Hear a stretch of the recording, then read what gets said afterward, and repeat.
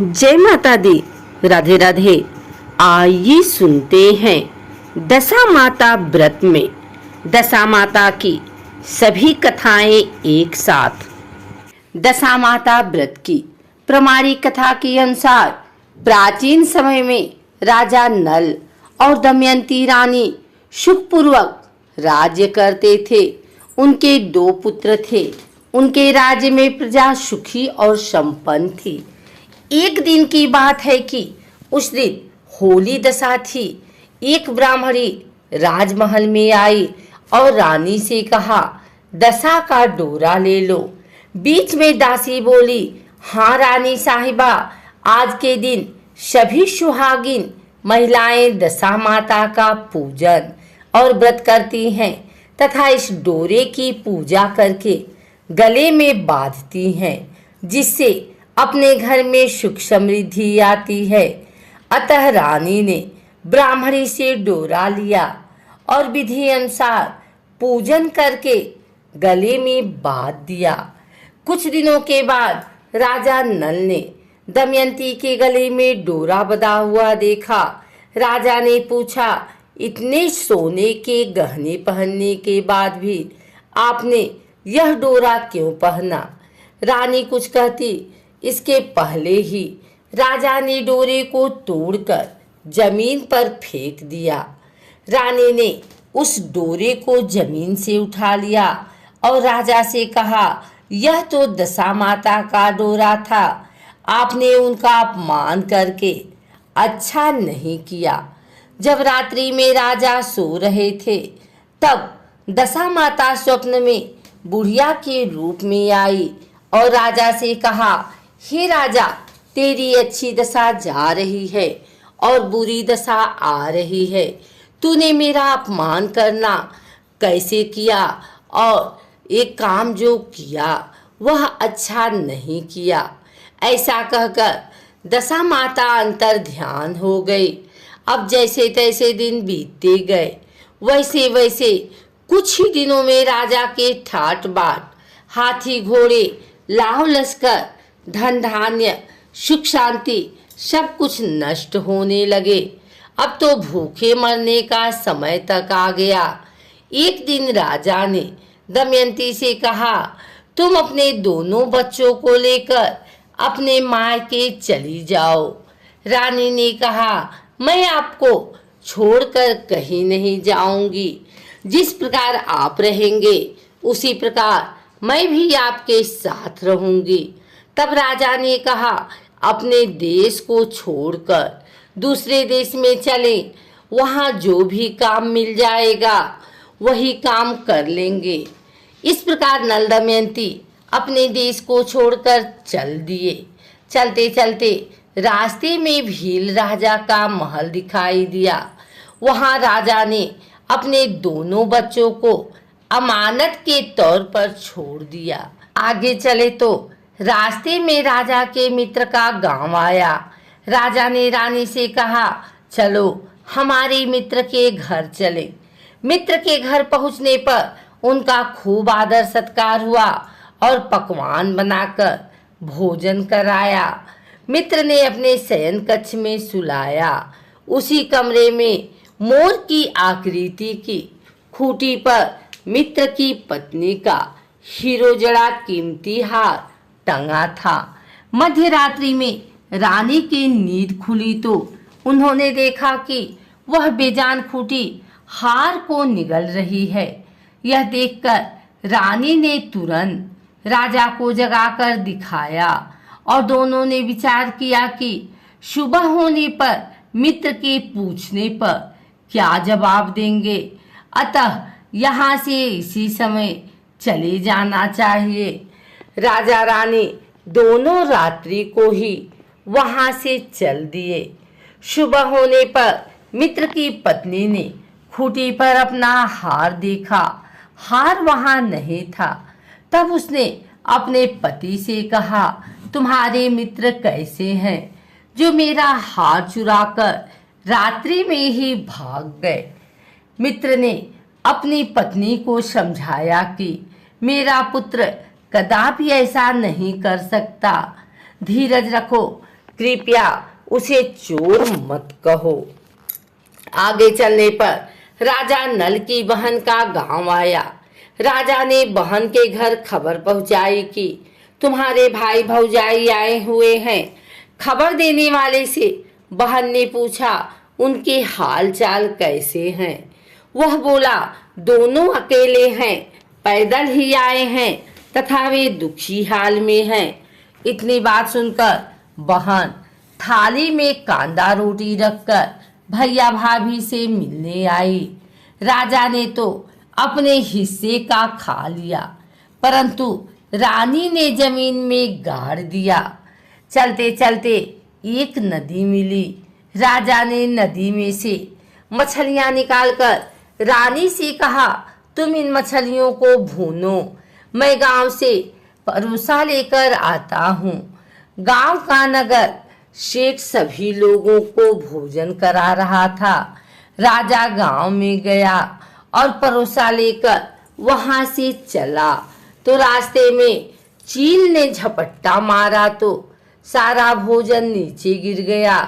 राजा ने सोचा कि रानी विचार करने लगी कि राजा तो भोजन करके आ गए और मेरे लिए कुछ भी नहीं लाया। उधर रानी मछलियां भूनने लगी तो दुर्भाग्य से सभी मछलियां जीवित होकर नदी में चली गई। रानी उदास होकर सोचने लगी कि राजा पूछेंगे और सोचेंगे कि सारी मछलियां खुद खा गई। जब राजा आए तो मन ही मन समझ गए और वहां से आगे चल दिए। चलते चलते रानी के मायके का गांव आया। राजा ने कहा तुम अपने मायके चली जाओ, वहां दासी का कोई भी काम कर लेना, मैं इसी गांव में कहीं नौकर हो जाऊंगा। इस प्रकार रानी महल में दासी का काम करने लगी और राजा तेली के घाने पर काम करने लगा। दोनों को काम करते बहुत दिन हो गए। जब होली दशा का दिन आया तब सभी रानियों ने सिर धोकर स्नान किया। दासी ने भी स्नान किया। दासी ने रानियों का सिर गूथा तो राजमाता ने कहा मैं भी तेरा सिर गूथ दूं। ऐसा कहकर राजमाता जब दासी का सिर गूथ रही थी तो तभी उन्होंने दासी के सिर में पद्म देखा। यह देखकर राजमाता की आंखें भर आई और उनकी आंखों से आंसू की बूंदें गिरी। आंसू जब दासी की पीठ पर गिरे तो दासी ने पूछा आप क्यों रो रही हैं? राजमाता ने कहा तेरी जैसी मेरी भी बेटी है जिसके सिर में पद्म था, तेरे सिर में भी पद्म है। यह देखकर मुझे उसकी याद आ गई। तब दासी ने कहा मैं ही आपकी बेटी हूँ। दशा माता के कोप से मेरे बुरे दिन चल रहे हैं, इसलिए यहाँ चली आई हूँ। माता ने कहा बेटी तूने यह बात हमसे क्यों छिपाई? दासी ने कहा माँ मैं सब कुछ बता देती तो मेरे बुरे दिन नहीं कटते। आज मैं दशा माता का व्रत करूंगी तथा उनसे गलती की क्षमा याचना करूंगी। अब तो राजमाता ने बेटी से पूछा हमारे जमाई राजा कहाँ हैं? बेटी बोली वे इसी गांव में किसी तेली के घर काम कर रहे हैं। अब गांव में उनकी खोज कराई गई और उन्होंने महल में लेकर आए। जमाई राजा को स्नान कराया, नए वस्त्र पहनाए और पकवान बनवाकर उन्हें भोजन कराया गया। अब दशा माता के आशीर्वाद से राजा नल और दमयंती के अच्छे दिन लौट आए। कुछ दिन वहीं बिताने के बाद अपने राज्य जाने को कहा। दमयंती के पिता ने खूब सारा धन, लाव लश्कर, हाथी घोड़े आदि देकर बेटी जमाई को विदा किया। रास्ते में वही जगह आई जहां रानी ने मछलियों को भूना था और राजा के हाथ से चील के झपट्टे मारने से भोजन जमीन पर आ गिरा। तब राजा ने कहा, तुमने सोचा होगा कि मैंने अकेले भोजन कर लिया होगा, परंतु चील ने झपट्टा मारकर गिरा दिया था। अब रानी ने कहा, आपने सोचा होगा कि मैंने मछलियां भूनकर अकेले खा ली होगी, परंतु वे तो जीवित होकर नदी में चली गई थी। चलते चलते अब राजा की बहन का गांव आया। राजा की बहन के यहाँ खबर भेजी। खबर देने वाले से पूछा कि उनके हाल चाल कैसे हैं। उसने बताया कि वे बहुत अच्छी दशा में हैं। उनके साथ हाथी घोड़े लाव लश्कर हैं। यह सुनकर राजा की बहन मोतियों की थाल सजाकर लाई। तभी दमयंती ने धरती माता से प्रार्थना की और कहा, माँ, आज मेरी अमानत मुझे वापस दे दो। यह कहकर उस जगह को खोदा जहाँ कांदा रोटी गाड़ दिया था। खोदने पर रोटी तो सोने की और कांदा चांदी का हो गया। ये दोनों चीजें बहन की थाली में डाल दी और आगे चलने की तैयारी करने लगी। वहां से चलकर राजा अपने मित्र के घर पहुंचे। मित्र ने उनका पहले के समान ही खूब आदर सत्कार किया। रात्रि विश्राम के लिए उन्हें उसी शयन कक्ष में सुलाया। मोरनी वाली खूंटी के हार निगल जाने वाली बात से नींद नहीं आई। आधी रात के समय वही मोरनी वाली खूंटी हार उगलने लगी तो राजा ने अपने मित्र को जगाया तथा रानी ने मित्र की पत्नी को जगाकर दिखाया। आपका हार तो इसने निगल लिया था।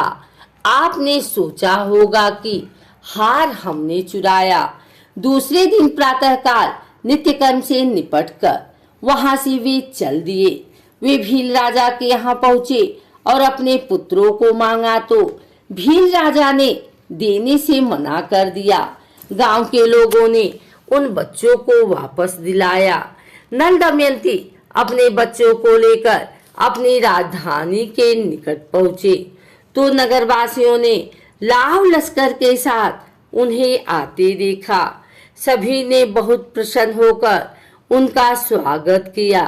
गाजे बाजे के साथ उन्हें महल पहुंचाया। राजा का पहले जैसा ठाट बाट हो गया। राजा नल दमयंती पर दशा माता ने पहले कोप किया, ऐसी किसी पर मत करना, और बाद में जैसी कृपा करी वैसी सब पे करना। आइए सुनते हैं दशा माता की दूसरी कथा। एक घर में सास बहू रहती थी। बहू का पति परदेश में गया था। एक दिन सास ने बहू से गांव में से आग लाकर भोजन पकाने को कहा। बहू गांव में आग लाने गई, पर किसी ने भी उसे आग नहीं दी और सभी ने कहा कि जब तक दशा माता की पूजा नहीं हो जाती तब तक आग नहीं मिलेगी। बेचारी बहू खाली हाथ घर लौट आई। उसने सास को बताया कि गांव भर में आज दशा माता की पूजा है, इसलिए कोई आग नहीं दे रहा है।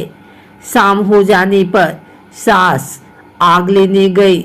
गांव में तो स्त्रियों ने उसे आराम से बैठाया और कहा कि सुबह तुम्हारी बहू आग लेने आई थी, परंतु हमारे यहाँ पूजा नहीं हुई थी, इसलिए आग नहीं दे सकी। सास आग लेकर अपने घर पहुंची ही थी कि एक आदमी बछड़ा लिए आया और उसके पीछे एक गाय थी। स्त्री ने उससे पूछा कि यह गाय का पहला बच्चा है क्या? आदमी ने उत्तर दिया, हाँ। उसने फिर पूछा कि बछड़ा है या बछिया? उसने जवाब दिया कि बछड़ा है। सास ने घर जाकर बहू से कहा, आओ हम दोनों भी दशा माता का डोरा लें और व्रत करें। दो सास बहू ने डोरा लिया। सवेरे से व्रत आरंभ किया। 9 व्रत पूरे हो जाने पर 10वें दिन डोरी की पूजा की। सास बहू दोनों ने मिलकर गोल गोल 10-10 अर्थात कुल 20 फेरे बनाए। 21वां बड़ा फेरा गाय को दिया। पूजन समाप्त होने पर सास बहू दोनों पारण करने बैठी। उसी समय बुढ़िया के बेटे ने परदेश से लौटकर दरवाजे पर आवाज लगाई। आवाज सुनकर माँ ने मन में सोचा कि क्या हुआ, थोड़ी देर बेटा दरवाजे पर ही खड़ा रह जाएगा, मैं पारण करने के बाद दरवाजा खोलूंगी। इधर बहू ने आवाज सुनी तो उसे रुकने का साहस न हुआ। अपनी थाली का अन्न इधर उधर करके झट से पानी पीकर उठ खड़ी हुई। उसने जाकर दरवाजा खोला। पति ने उससे पूछा कि अम्मा कहाँ हैं? बहू ने उत्तर दिया कि वह तो अभी पारण कर रही हैं। तब पति बोला, मैं तुम्हारे हाथ का जल भी नहीं पीऊंगा, क्योंकि मैं 12 बरस से घर आया हूँ। इतने दिनों न जाने तुम किस प्रकार रही होगी। अम्मा आएंगी, वह जल लाएंगी, तब ही जल पीऊंगा। यह सुनकर स्त्री चुपचाप बैठ गई। इतने में उसकी अम्मा पारण करके अपनी थाली धोकर पी चुकी। तब वह लड़के के पास गई। लड़के ने माँ के पैर छुए। अम्मा उसे आशीर्वाद देकर बेटे को घर में ले आई। माता ने थाली परोस कर रखी। बेटा भोजन करने लगा। उसने हाथ में पहला ग्रास लिया था कि फेरों के वे टुकड़े जो बहू ने अपनी थाली में फेंक दिए थे अपने आप बेटे के सामने आने लगे। बेटे ने माँ से पूछा, यह सब क्या हो रहा है? माँ बोली, मैं क्या जानूं बेटा, बहू जाने। यह सुनकर बेटा आग बबूला होकर बोला, ऐसी बहू मेरे किस काम की, जिसके चरित्र की तुम साक्षी नहीं हो। उसको मैं घर में नहीं रख सकता। इसे अभी घर से निकालो। यदि ये घर में रहेगी तो मैं घर में नहीं रहूंगा। माँ ने बेटे को व्रत के पालन का सवाल बताकर हर तरह से समझाया, परंतु वह मानने को तैयार नहीं हुआ। वह यही कहता रहा कि इसे घर से बाहर करो तो मैं रह सकता हूँ। माँ ने सोचा, बहू को थोड़ी देर के लिए बाहर कर देती हूँ। जब लड़के का गुस्सा उतर जाएगा तब बहू को बुला लूंगी। बुढ़िया ने बहू से कहा, देहरी के बाहर जाकर पेड़ के नीचे थोड़ी देर के लिए खड़ी हो जा। जब बहू पेड़ के नीचे खड़ी हुई तो पेड़ बोला, मुझसे हटकर खड़ी हो। मैं दशा माता के विरोधी को छाया नहीं दे सकता। इस पर वह वहां से चलकर घड़ौची के पास गई। घड़ौची बोली, मुझसे हटकर खड़ी हो। मुझ पर इतना भार घड़ों का नहीं है जितना तेरा है। वह यहाँ से हटकर घूरे के ढेर पर खड़ी हो गई। घूरे का ढेर बोला, मुझ पर इतना भार कूड़े का नहीं है जितना तेरा है। चल यहाँ से हटकर कहीं और खड़ी हो जा। इस प्रकार उसे कहीं भी खड़ा नहीं होने दिया गया। वह अपने मन में बहुत दुखी हुई। वह जंगल में चली गई। जंगल में भूखी प्यासी घूमती फिरती एक सूखे कुएं में गिर पड़ी। वह उसमें गिरी, परंतु उसे चोट नहीं आई। वह नीचे बैठ गई। अचानक राजा नल वहां शिकार खेलते खेलते पहुंच गए। उनके साथी बिछुड़ गए थे। वह प्यास के कारण उसी कुएं पर आए जिसमें वह स्त्री बैठी थी। राजा नल के भाई ने कुएं में पानी के लिए लोटा डाला तो उस स्त्री ने लोटे को पकड़ लिया। भाई ने नल से कहा कि इस कुएं में किसी ने लोटा पकड़ लिया है। तब राजा नल ने कुएं में आकर कहा कि तुम यदि पुरुष हो तो मेरे धर्म के भाई हो, और यदि स्त्री हो तो मेरे धर्म की बहन हो। तुम जो भी हो बोलो, मैं तुम्हें बाहर निकाल लूंगा। स्त्री ने आवाज दी। राजा ने उसे बाहर निकाल लिया तथा हाथी पर बैठाकर राजधानी ले आया। महाराज को शिकार से लौटकर महलों की ओर आते देखकर सबने महारानी को महाराजा के आने की सूचना दी। सेवकों ने एक स्त्री को हाथी पर बैठा देखकर रानी को बताया कि महाराज एक नई रानी भी साथ ला रहे हैं। यह जानकर रानी बड़ी दुखी हुई। इतने में महाराज भी वहां आ पहुंचे। रानी ने हाथ जोड़कर विनती की, महाराज मुझसे ऐसी क्या गलती हो गई जो मेरे रहते आपने दूसरा विवाह कर लिया। राजा नल ने हंसकर उत्तर दिया, वह तुम्हारी सौत नहीं ननद है, मेरी धर्म की बहन है। तुम्हें उसके साथ अपनी सगी ननद की तरह बर्ताव करना चाहिए। यह सुनते ही महारानी का मुख प्रसन्नता से कमल की भांति खिल उठा। वह बोली, अब तक मैं ननद का सुख नहीं जानती थी। अच्छा हुआ जो मुझे भाग्य से ननद भी मिल गई। राजा ने उसका नाम मुंह बोली बहन रखा और उसके लिए अलग महल बनवाया। उसके दिन अब सुख पूर्वक बीतने लगे। एक दिन राजा की घोड़ी का बच्चा हुआ तो राजमहल की स्त्रियां बधाई गीत गाने लगी। मुंह बोली बहन ने अपने दासियों से कहा, बाहर जाकर पता करो कि किस बात की बधाई गा जा रही है। दासियों ने बताया, महाराज की घोड़ी ने अच्छी घोड़ी में एक उत्तम बछड़े को जन्म दिया है, उसकी बधाई गाई जा रही है। मुंह बोली बहन ने पूछा, क्या घोड़ी ने पहली बार जन्म दिया है? दासियों ने उत्तर दिया, हाँ। तब मुंह बोली बहन ने महारानी के पास जाकर कहा, आओ भाभी रानी, हम तुम दोनों दशा माता का डोरा लें। रानी ने पूछा, डोरा क्या चीज है, मुझे समझाओ। वह बोली, दशा माता के व्रत का यह नियम है कि पहले पहल जब गाय या घोड़ी या स्त्री के प्रसव की खबर सुने तब डोरा लेकर व्रत आरंभ करते हैं। 9 व्रत करने के बाद 10वें दिन डोरे का पूजन करके विसर्जित करते हैं। इसके साथ उसने पारण का नियम भी बताया। तब महारानी बोली, तुम्हारा व्रत तुमको फले। मैं पूरी और दूध की खीर खाने वाली रानी महारानी भला बनफरा गोले की पपड़ी खाकर कैसे रह सकती हूँ? ऐसा कहना खाए मेरे दुश्मन। वह बोली, भाभी मुझे जो चाहे कह लो, परंतु व्रत के संबंध में कुछ मत कहो। मैं इसी व्रत के उलझन में आज मारी मारी फिरती हूँ, आपके देश में आई हूँ। महारानी ने उदासीनता के साथ कहा, मुझे क्या पड़ी है, तुम्हें जो अच्छा लगे वह करो, मैं मना तो नहीं कर रही हूँ। मुंह बोली बहन ने श्रद्धापूर्वक डोरा लिया। 9 दिन तक व्रत किए।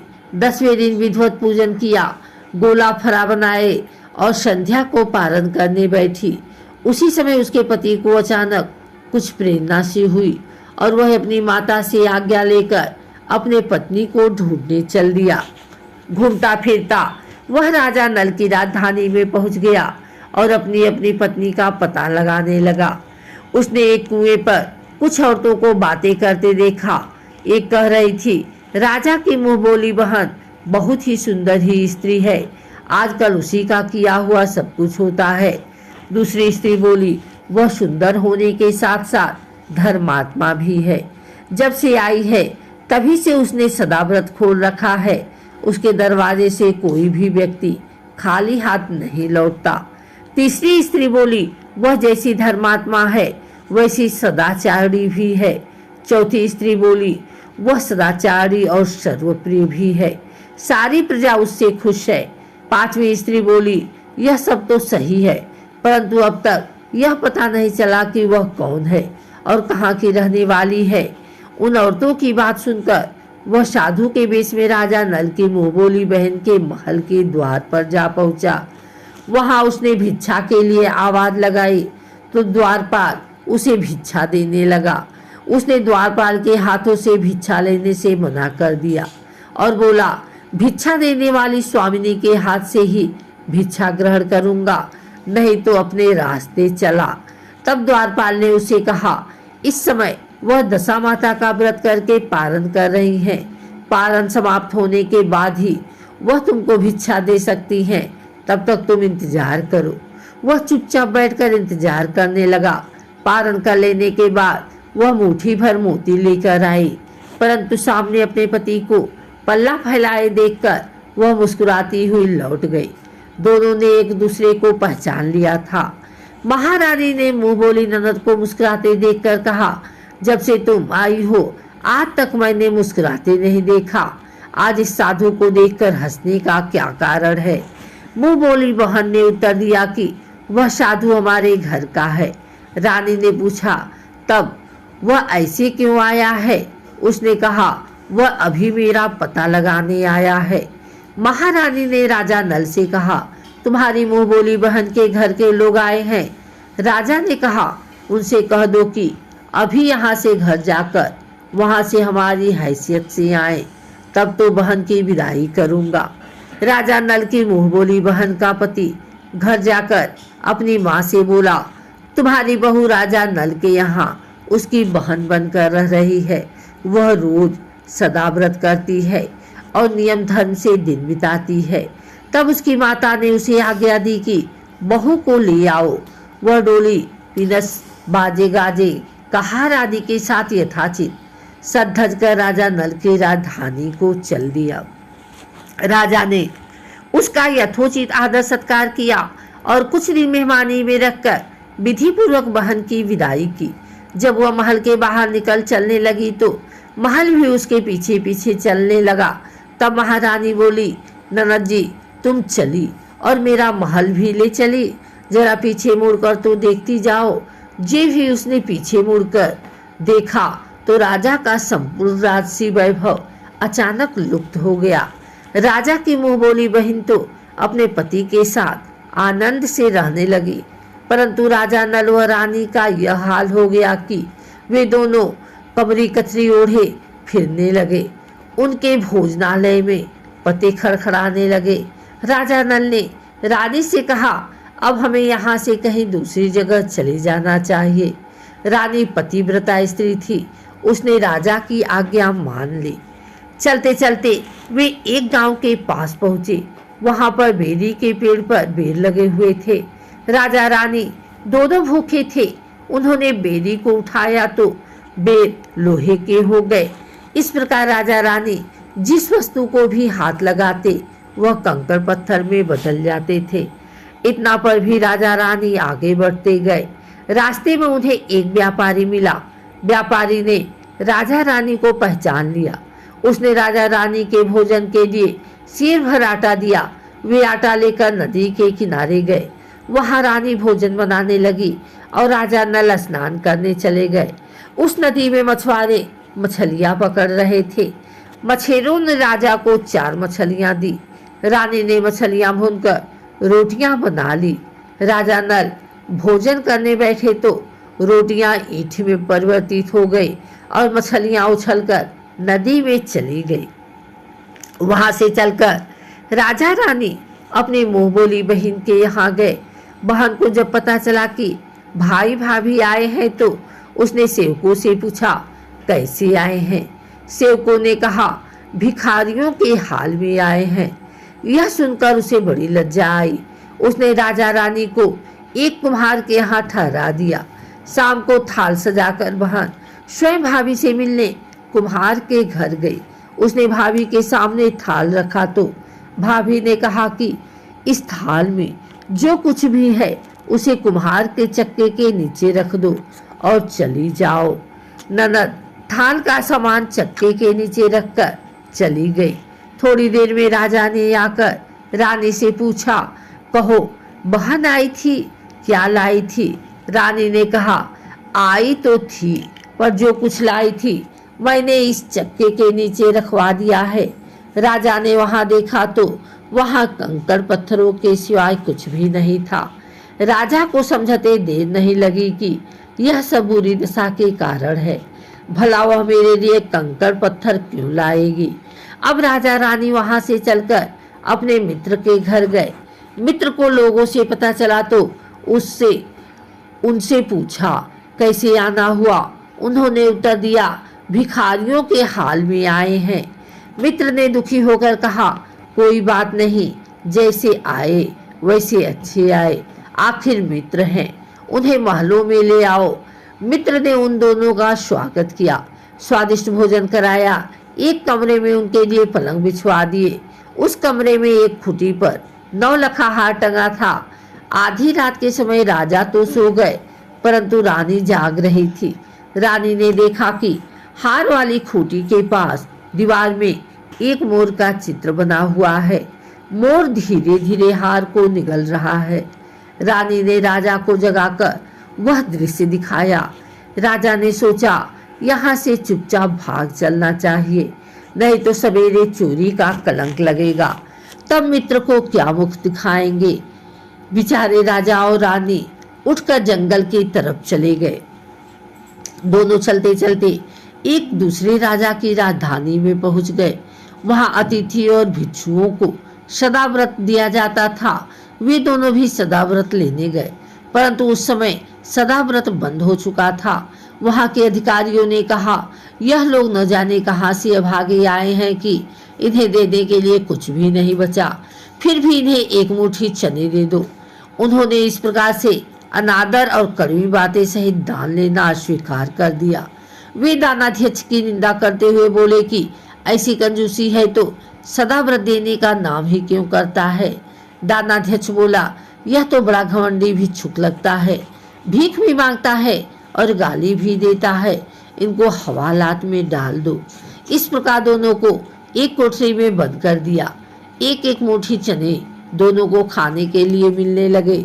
जिस कोठरी में राजा रानी बंद किए गए थे, उसी के पास आम रास्ता था। एक जमादारनी राजा की घुड़साल साफ कर उसी रास्ते से निकला करती थी। एक दिन वह बहुत देर से निकली। रानी उससे पूछने लगी कि आज तुम्हें इतनी देर कैसे हो गई। वह बोली कि आज राजा की घोड़ी के बछड़ा हुआ था, उसकी टहल में देर हो गई। रानी ने पूछा कि घोड़ी का पहला प्रसव है क्या। जमादारनी ने बताया, पहली बार। रानी ने फिर पूछा, बछड़ा हुआ है या बछड़ी। जमादारनी ने बताया कि बहुत अच्छा बछड़ा हुआ है। यह सुनकर रानी ने राजा से कहा, एक बार मैंने तुम्हारी मुंह बोली बहन के डोरे का अनादर किया था, उसी दिन से हमारी दशा बदल गई। मैं आज दशा माता का डोरा लेना चाहती हूँ। राजा ने कहा, परंतु यह पूजा की सामग्री कहाँ से आएगी, उसके नियम धर्म का पालन कैसे होगा। रानी ने उत्तर दिया, दशा माता की सब कुछ करेंगी, मैं तो उन्हीं का नाम लेकर डोरा लेती हूँ, फिर जो होगा देखा जाएगा। रानी ने 9 तार राजा की पगड़ी से और 1 तार अपने आंचल का लेकर अपना डोरा तैयार किया और उसे समय से व्रत करने लगी। थोड़ी देर में ही वहां का राजा अपनी घोड़ी को देखने के लिए उसी रास्ते से निकला। राजा ने नल दंपति को देखा तो कोठरी में बंद देखकर पूछा कि वे लोग कौन हैं और इनका क्या अपराध है। पहरेदारों ने कहा, ये लोग भिक्षा लेने आए थे, ये आपको आशीर्वाद देने के बदले गालियां देते थे, इसी कारण दानाध्यक्ष ने इन लोगों को कैद में डाल दिया है। राजा ने कहा, यह तो इनका कोई अपराध नहीं है, इनको मनोवांछित भिक्षा नहीं मिली होगी, इसलिए ये गालियां देने लगे होंगे।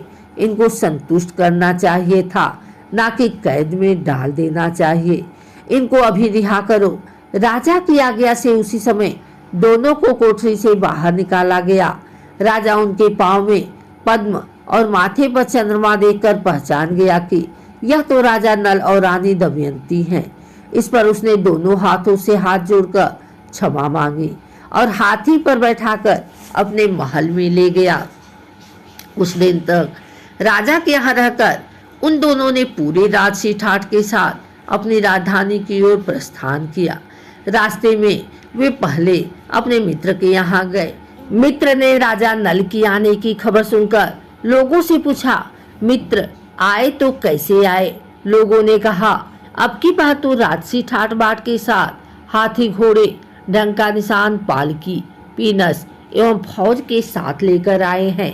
मित्र ने कहा, अच्छी बात है, आने दो, मेरे लिए तो जैसे तब थे वैसे ही अब भी हैं, आखिर है तो मित्र ही। राजा रानी मित्र के महल में गए। मित्र ने उनको आदर सत्कार के साथ उसी स्थान पर ठहराया जिस स्थान पर पहले ठहराया था। आधी रात के समय जब राजा सो रहे थे और रानी पैर दबा रही थी, तब रानी ने देखा कि मोर का चित्र जो पहले हार को निगल गया था उसे उगल रहा है। रानी ने राजा को जगाकर यह दृश्य दिखाया। राजा नल ने अपने मित्र को बुलाकर यह दिखाया। मित्र बोला कि मैंने तब भी तुमको चोर नहीं समझा था और न अब समझता हूँ। यह दृश्य तुम्हारी बुरी दशा का फल है। आप निश्चित रहिए, मेरे मन में कोई मैल नहीं है। मित्र के यहाँ से चलकर राजा रानी अपनी मुंह बोली बहन के यहाँ गए। उसने सुना राजा भैया आ रहे हैं तो उसने लोगों से पूछा कैसे आ रहे हैं। लोगों ने कहा जिस प्रकार राजा का आना चाहिए उसी प्रकार से आ रहे हैं। उसने कहा उनको मेरे महल ले आओ। जब राजा नल का हाथी बहन के महल की ओर बढ़ा तब रानी ने कहा आप अपनी बहन के घर जाइए, मैं तो उसी कुम्हार के घर रहूंगी जिसके पहले ठहरी थी। राजा ने कहा जिस कारण इतने दुख उठाए तुम फिर उससे झगड़ा मोल लेना चाहती हो, यह तुम अच्छा नहीं कर रही हो। परंतु रानी नहीं मानी, वह कुम्हार के घर ही ठहरी। राजा बहन के घर चले गए। शाम को राजा की बहन भाभी के लिए थाल सजाकर कुम्हार के यहाँ आई। उसने भाभी के सामने थाल रख दिया। भाभी सोने चांदी के गहने उतार उतार कर रखने लगी और कहने लगी खाओ रे मेरे सोने चांदी के गहने खाओ, हम भूखे नंगे क्या खाएंगे।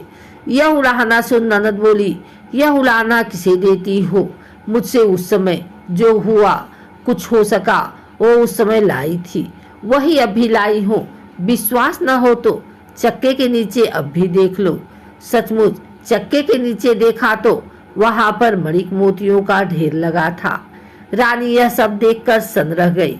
वह बोली ननद जी तुम्हारा कोई दोष नहीं है, यह तो हमारी बुरी दशा का परिणाम था।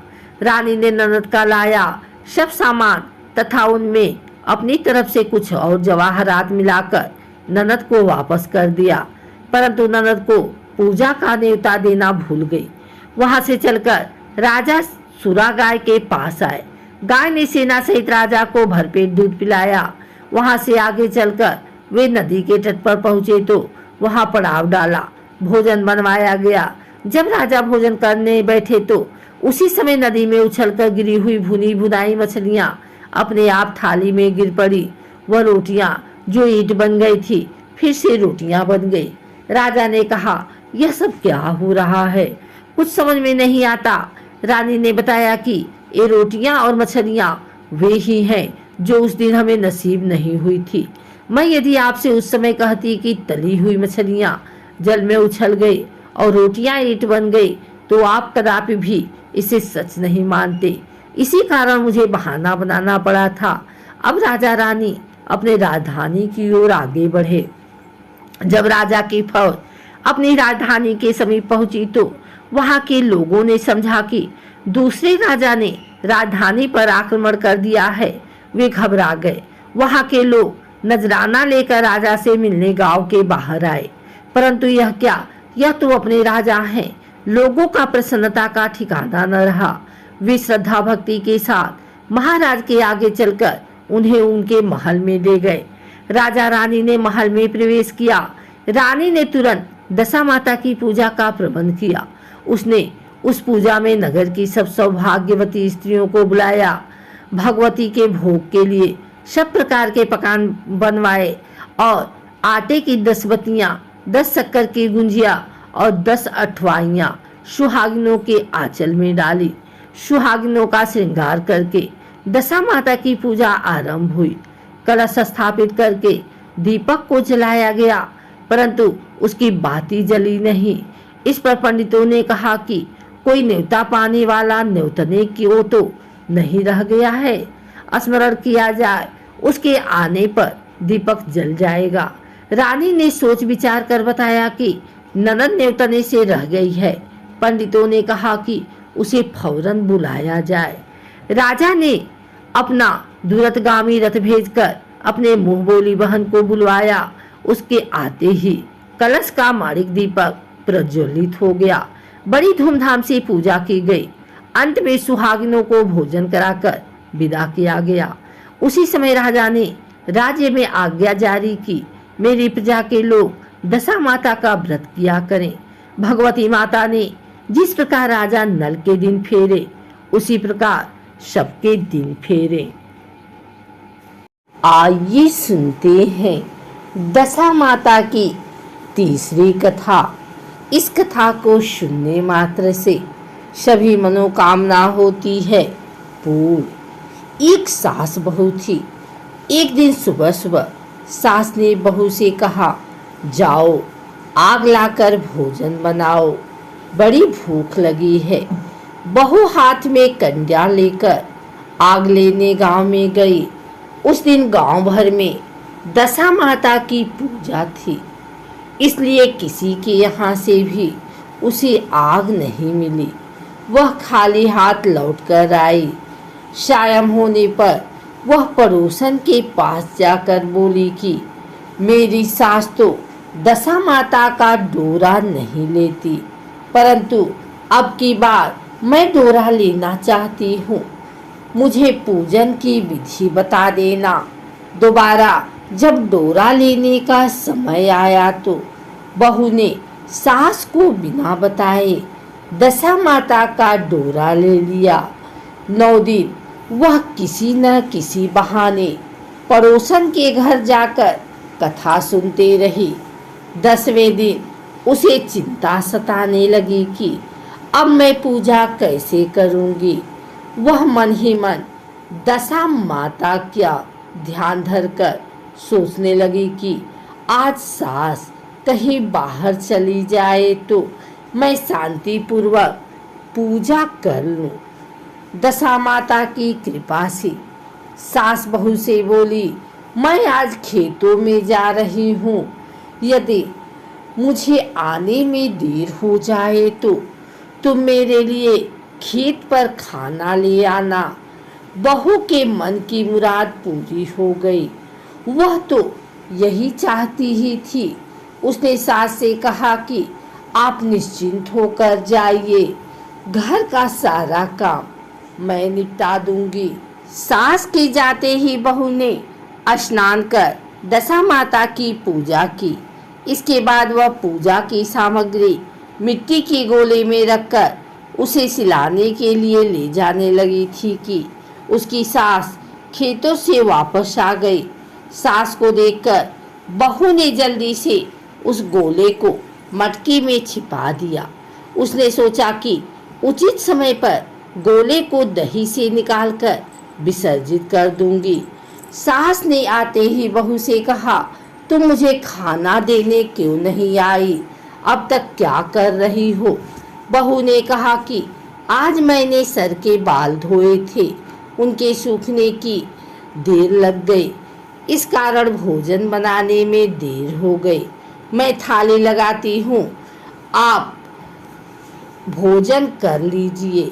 सास का गुस्सा कुछ ठंडा हुआ। वह पैर धोकर चौके पर बैठी ही थी कि उसका बेटा भी आ गया। वह भी माता के साथ भोजन करने बैठ गया।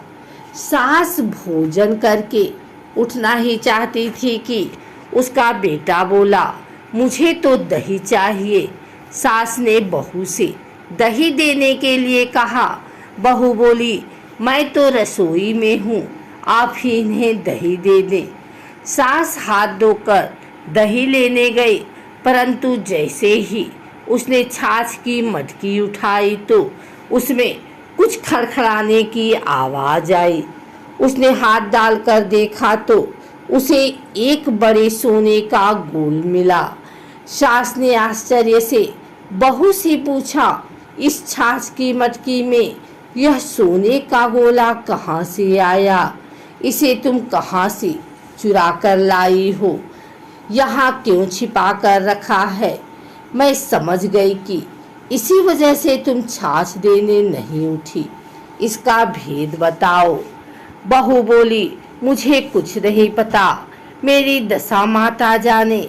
मैंने आपको बताए बिना दशा माता का डोरा लिया था और उनकी पूजा की थी। आपके आ जाने के कारण मैं डोरे को विसर्जित करने नहीं जा सकी। आपके डर से मैंने इसे छाछ की मटकी में छिपा दिया था। दशा माता ने इसे सोने का बना दिया, मैं इसमें क्या कर सकती हूँ? सास ने बहू को गले लगा लिया और कहा, अब मैं भी तुम्हारे साथ डोरा लूंगी और विधिवत व्रत और पूजा किया करूंगी। हे दशा माता, जैसे तुमने इनको दिया वैसे ही सब भक्तों पर कृपा करना। आइए सुनते हैं दशा माता व्रत कथा 4। एक साहूकार था, उसके परिवार में 5 पुत्र, उनकी बहुएं तथा एक पुत्री थी। पुत्री का विवाह हो चुका था, परंतु उसका गौना नहीं हुआ था। इस कारण वह भी अपनी माता पिता के घर में रह रही थी। एक दिन साहूकार की पत्नी दशा माता का डोरा ले रही थी। उसकी बहुओं ने भी डोरे लिए। बहुओं ने अपने सास से पूछा कि क्या ननद के लिए भी डोरा लेना है। सास ने कहा हाँ। इस पर बहुओं ने कहा कि उनकी तो विदाई होने वाली है, यदि व्रत से पहले ही विदा हो गई तब क्या होगा। सास ने उत्तर दिया, मैं व्रत का सारा सामान साथ में रख दूंगी, वह अपने ससुराल में पूजा कर लेगी। ऐसा ही हुआ। उसके ससुराल से लेने उसका पति आ गया। माँ ने बेटी को विधि पूर्वक विदा किया और उसकी पालकी में पूजा का सब सामान रखवा दिया। लड़की जब अपने ससुराल पहुंची तो उसे घर के आंगन में गलीचा बिछाकर बैठाया गया। आस पड़ोस की महिलाएं नई बहू को देखने आने लगी। सब उसकी सुंदरता और गहने कपड़ों की तारीफ करने लगी। किसी की निगाह उसके गले में बंधे डोरे पर पड़ गई। वह बोली, बहू की माँ बड़ी टुटके वाली है। सबकी निगाहें उसकी बात सुनकर उसके गले में पड़े डोरे पर पड़ी। सभी स्त्रियां डोरे के बारे में अपनी अपनी राय प्रकट करने लगी। शाम को सास, ननद, देवरानी, जेठानी, घर की सभी स्त्रियां भी उसी डोरे की चर्चा करने लगी। सब डोरे की निंदा कर रही थी। सुबह से शाम तक डोरे के बारे में सुनते सुनते बहू का दिमाग खराब हो गया। उसने डोरे को गले से उतार कर जलती हुई आग में डाल दिया। डोरे के जलते ही सारे घर में आग लग गई। घर में रखा सब धन जल गया। सब आदमी अपने प्राण बचाकर घर से बाहर भागे। अब घर में केवल नई बहू और उसका पति रह गया, बाकी सब भाग गए। घर का सारा सामान जल गया था। घर में अब न खाने को अन्न था और न ही पहनने के लिए वस्त्र बचे थे। इसलिए दोनों पति पत्नी गांव छोड़कर रोजगार खोजने चल दिए। चलते चलते वे उसी गांव में पहुंच गए जहां की वह लड़की थी। लड़की ने अपने पति से कहा, तुम यहाँ भाड़ झोंको और मैं भी कोई काम ढूंढती हूँ। पत्नी का कहना मानकर वह बाढ़ झोंकने लगा और वह स्वयं एक कुएं पर जाकर बैठ गई। उस कुएं पर सारे गांव की स्त्रियां पानी भरने आया करती थी। उस लड़की की भाभियां उस कुएं पर पानी भरने आई, परंतु उन्होंने अपनी ननद को नहीं पहचाना। वे उससे बोली, तुम तो किसी भले घर की लड़की मालूम होती हो, कुछ काम करना चाहती हो तो बोलो।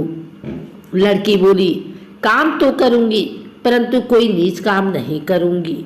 बड़ी भाभी बोली, हमारी ननद ससुराल चली गई है, तुम हमारे बच्चों की देखभाल करती रहना और हमारे घर से सीधा लेकर अपना भोजन बना लिया करना। लड़की इस काम के लिए राजी हो गई। लड़की की भाभियां अपने घर आई और सास से बोली, कुएं पर एक अनाथ लड़की बैठी है, वह हमारे घर रहने और बच्चों की देखभाल करने को राजी है। आप कहो तो हम उसे रख ले। सास ने कहा, खुशी से रख लो, परंतु आपस में कलह मत करना। सब बहुएं राजी हो गई। वे वापस कुएं पर आई और उसे घर ले आई। वह अपने भतीजे और भतीजियों की देखभाल करने लगी और अपना जीवन निर्वाह करने लगी। एक दिन दशा माता का डोरा लेने का अवसर आया। सास के कहने पर सब बहुओं ने डोरा लिया। बहुओं ने सास से पूछा कि क्या इस लड़की के लिए भी डोरा लेना है। सास ने कहा हाँ। बहुओं ने कहा, इसी प्रकार अपने ननद जी के लिए भी डोरा ले लिया था, परंतु पूजा से पहले ही उनकी विदाई हो गई। अब इस लड़की को डोरा दिलाना चाहती हो? यदि यह पूजा से पहले चली गई तो क्या होगा? सास बोली, तुम्हारी ननद ने अपने घर जाकर पूजा की होगी।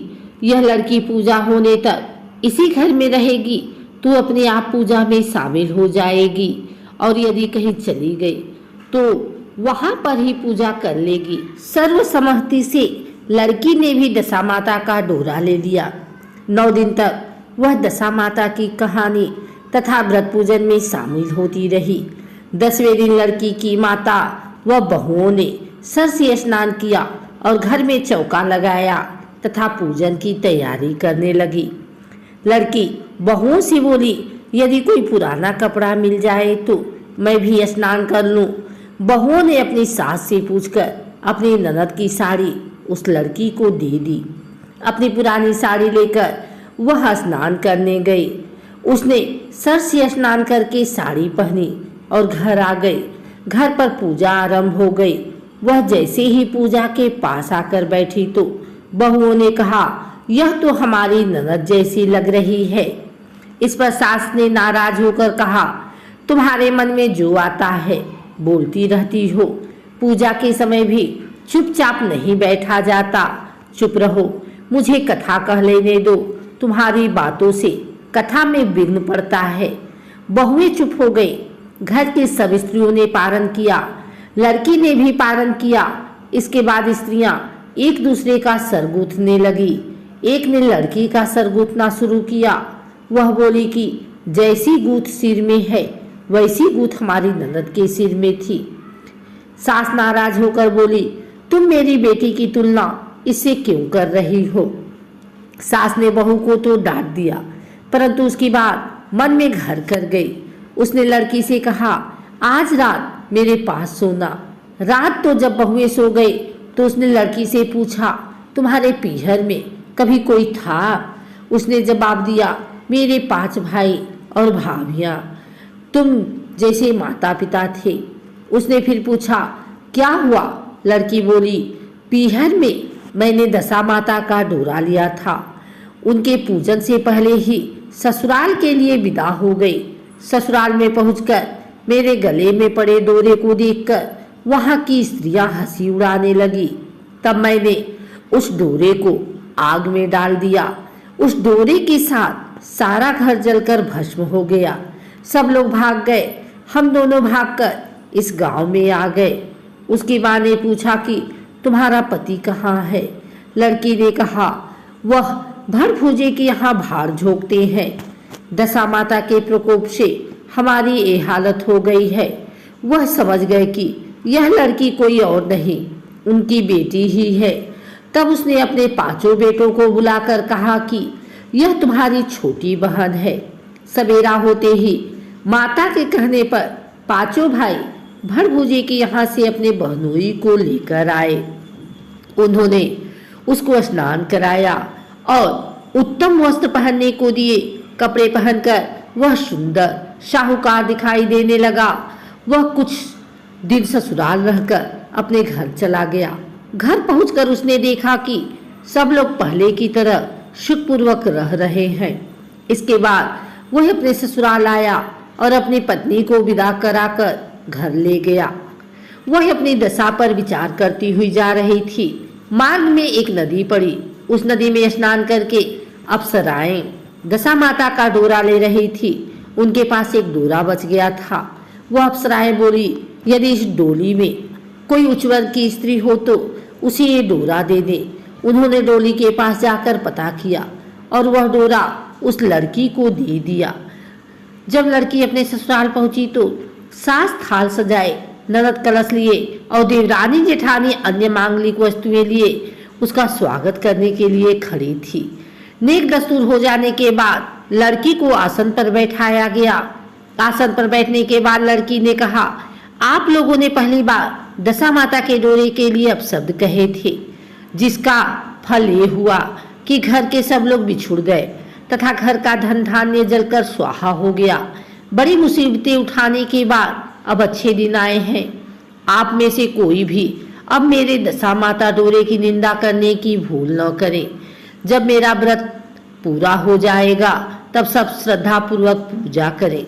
सबने खुशी खुशी उसकी बात मान ली। 9 दिन तक व्रत चलता रहा। 10वें दिन विधि पूर्वक डोरे की पूजा की गई। 7 सुहागिनों को न्योता दिया गया। उनका श्रृंगार करके आंचल भरा गया। इस प्रकार दशा माता का पूजन समाप्त हुआ। जिस प्रकार दशा माता ने उस लड़की के दिन फेरे, वैसे ही वह सब पर दया करें। आइए सुनते हैं दशा माता की 5वीं कथा। एक राजा की 2 रानियां थीं। राजा की प्यारी रानी को लक्ष्मी कहा जाता था और दूसरी रानी को रानी होने पर भी कुलक्ष्मी कहा जाता था। एक दिन लक्ष्मी रानी क्रोध होकर लकड़ी का पटा ले मलिन कपड़े पहनकर कोप भवन में जा लेटी। राजा ने लक्ष्मी से पूछा, तुम कोप भवन में क्यों पड़ी हो? तुम क्या चाहती हो? रानी बोली, कुलक्ष्मी को देश निकाला दिया जाए। कुलक्ष्मी रानी थी, इसलिए उसे निकाला देने से राजा की बदनामी होने का डर था। इसलिए रानी को पीहर छोड़कर आने की बात सोची गई थी। राजा ने पटरानी को एक रथ में सवार कराया और स्वयं घोड़े पर चढ़कर रथ के साथ चलने लगा। एक बीहड़ जंगल में पहुंचकर राजा ने रथ को रुकवाया। पालकी ढोने वालों को वहां से हट जाने को कहा गया। राजा रानी को उस जंगल में छोड़कर घोड़े पर सवार होकर अपने महल में आ गया। कुलक्ष्मी को बाट जोहते जोहते सारी रात बीत गई। रानी को प्यास लगी। वह रथ से उतरकर पानी की तलाश में चल दी। रानी ने आसपास पानी खोजा, परंतु उसे कोई जलाशय नहीं दिखाई दिया।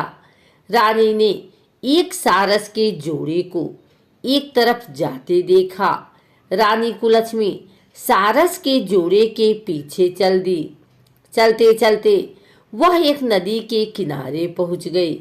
रानी ने सोचा, यदि यहीं से निवृत्त होकर नदी के किनारे पहुंच जाती। कुलक्ष्मी सारस के जोड़े के साथ साथ ही नदी के किनारे पहुंच गई। रानी ने नदी में स्नान किया और जल पीकर अपनी प्यास बुझाई। उस समय कुछ अन्य स्त्रियां भी स्नान कर रही थी। स्नान करने के बाद उन स्त्रियों ने दशा माता का डोरा लिया। उनके पास एक डोरा बच गया। उन्होंने रानी से डोरा लेने का अनुरोध किया। रानी डोरा लेकर अपने रथ में आकर बैठ गई। दशा माता ने रानी की परीक्षा लेने के लिए एक बुढ़िया का वेश धारण कर उसके रथ के पास आई।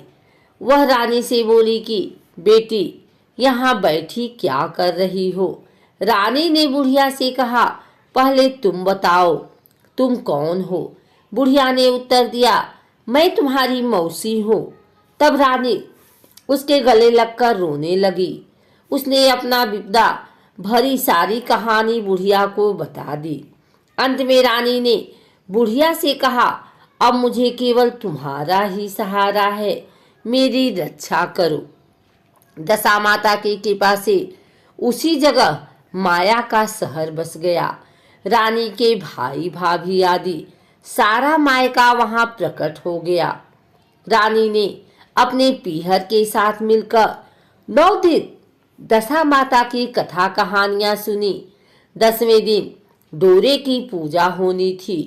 उस दिन सवेरे उठकर दशा माता ने रानी से कहा, नदी में स्नान कर आओ, वहां तुमको स्वर्ण कलश मिलेगा, तुम उसे ले लेना और जो डोली तुम्हें लेने आए उसमें बैठ जाना। किसी से ये मत पूछना कि यह डोली किसकी है। रानी ने नदी में स्नान किया। वह स्नान करके बाहर निकल आई तो उसे 2 स्वर्ण के कलश नदी के किनारे रखे मिले। उन्हीं के पास रेशमी वस्त्र रखे थे। उन वस्त्रों को रानी ने पहन लिया। वह चलने को तैयार हुई तो उसे डोली आती दिखाई दी। वह डोली में बैठ गई और अपने घर पहुंच गई। घर पहुंचकर उसने माया के परिवार की सब महिलाएं सहित दशा माता के डोरे की पूजा की, सुहागिनों को भोजन कराया। इसके बाद उसने पारण किया। अब रानी अपने पीहर में आनंद पूर्वक सबके साथ मिलकर रहने लगी। इधर कुछ समय बाद राजा को रानी कुलक्ष्मी का ध्यान आया। राजा ने विचार किया कि जिस दिन से मैं रानी को जंगल में छोड़कर आया हूँ, तब से उनका कोई समाचार नहीं मिला। चलकर देखना चाहिए कि रानी कुलक्ष्मी का क्या हाल है। मंत्रियों ने राजा को समझाया कि अब रानी से मिलना आपके लिए ठीक नहीं होगा, परंतु राजा ने मंत्रियों की बात पर कोई ध्यान नहीं दिया। वह घोड़े पर सवार होकर उसी स्थान पर पहुंचा जहां पर रानी को छोड़ आया था।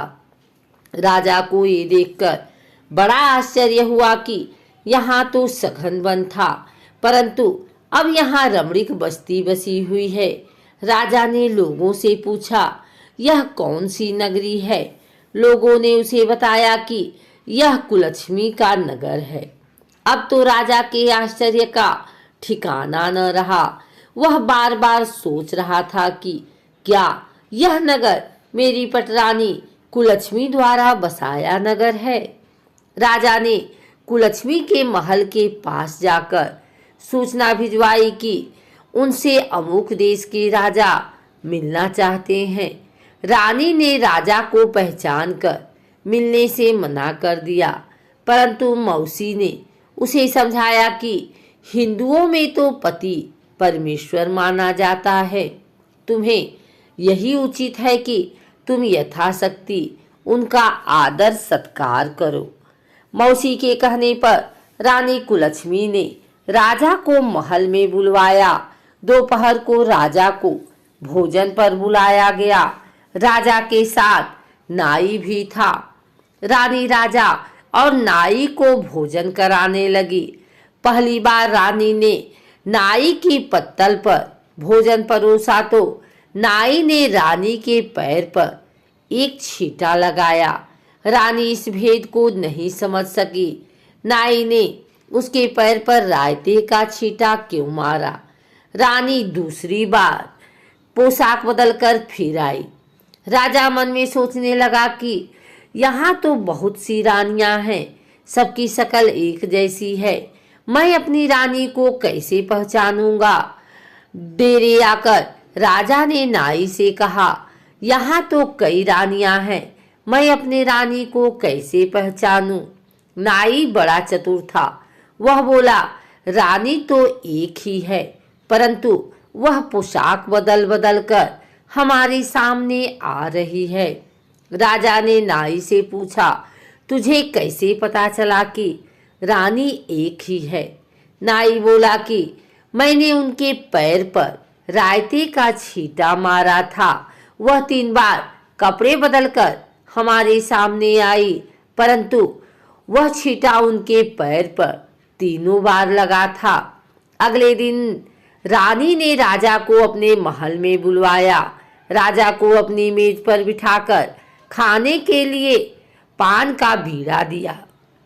पान खाकर राजा पलंग पर लेट गया और रानी उसके पैर दबाने लगी। राजा ने रानी से अपने किए के लिए क्षमा मांगी और रानी को अपनी राजधानी में चलने को कहा। रानी ने कहा, आप मुझे किस मुंह से चलने को कह रहे हो? आप तो मुझे जंगल में अकेला छोड़कर चले गए थे। आप तो दूसरी रानी के कहने में आकर मेरा परित्याग कर चुके थे। यह तो मेरी मौसी का किया हुआ है, उसी के कारण यह सब वैभव मुझे प्राप्त हुआ है, वरना आप तो मेरा सर्वनाश कर चुके थे। राजा ने रानी को बहुत समझाया। तब रानी बोली कि मैं केवल एक शर्त पर आपके साथ चल सकती हूँ।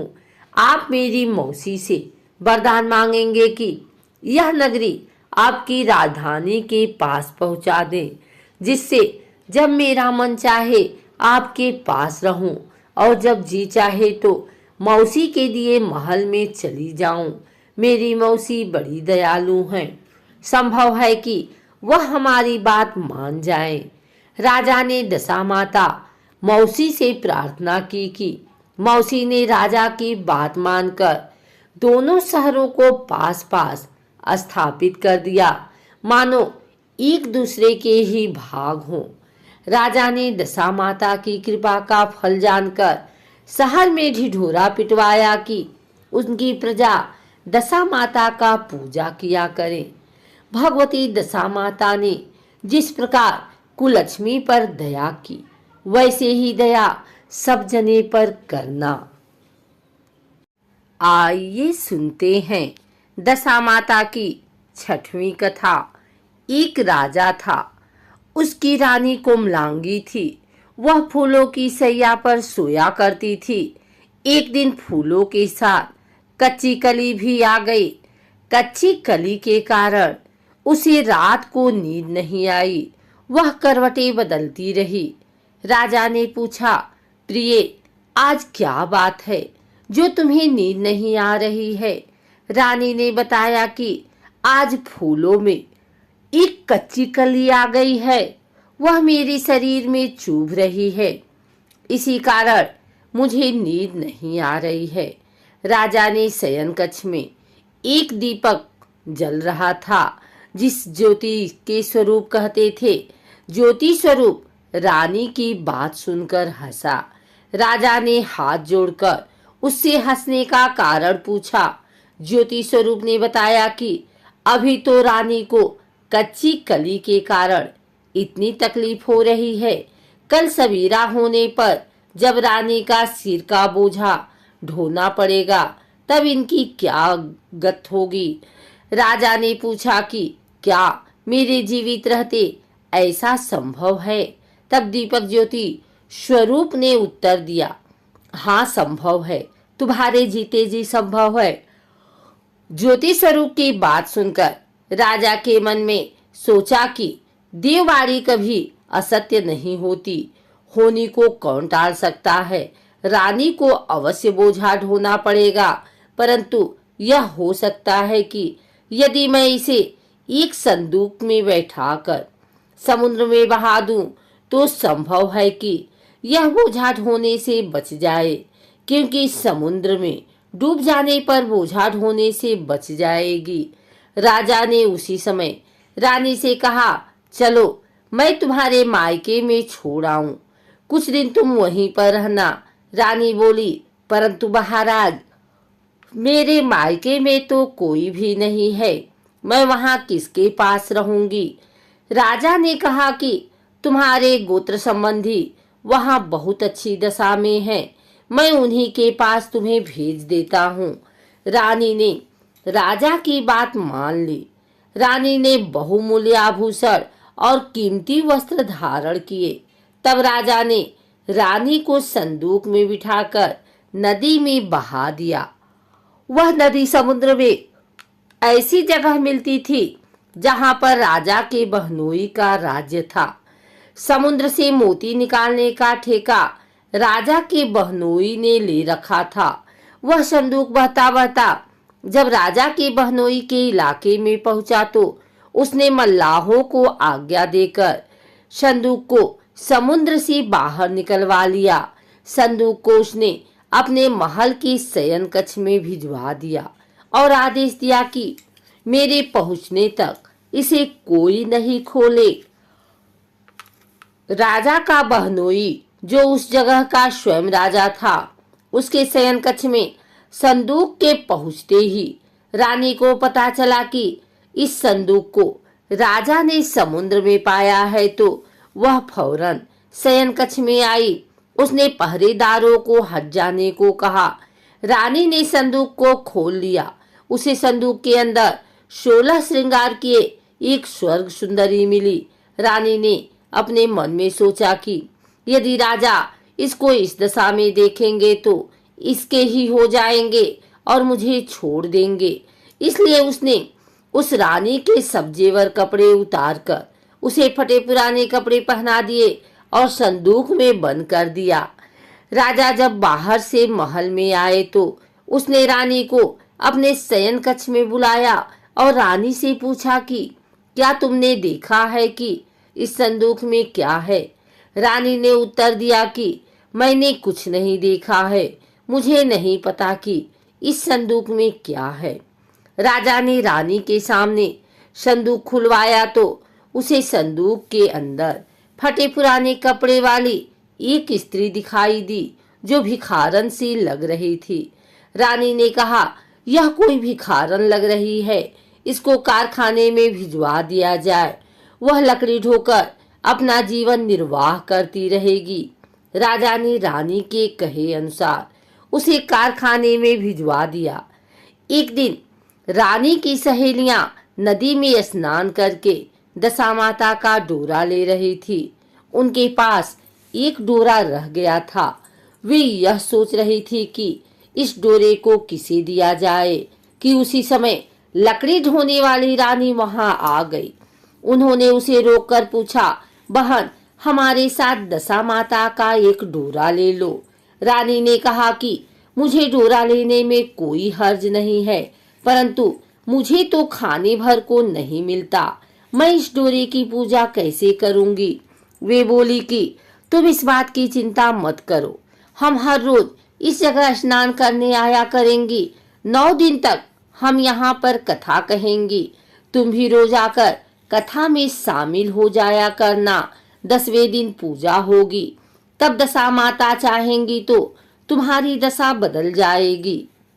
रानी ने दशा माता का ध्यान कर डोरा ले लिया। उसी दिन रानी के पति राजा को यह चिंता हुई कि रानी को संदूक में मैं बंद करके बहा तो दिया था, परंतु पता नहीं उसका क्या हाल होगा। उसकी खोज खबर लेने के लिए राजा एक नौका पर बैठकर नदी की यात्रा करता हुआ अपने बहनोई के यहाँ पहुंचा।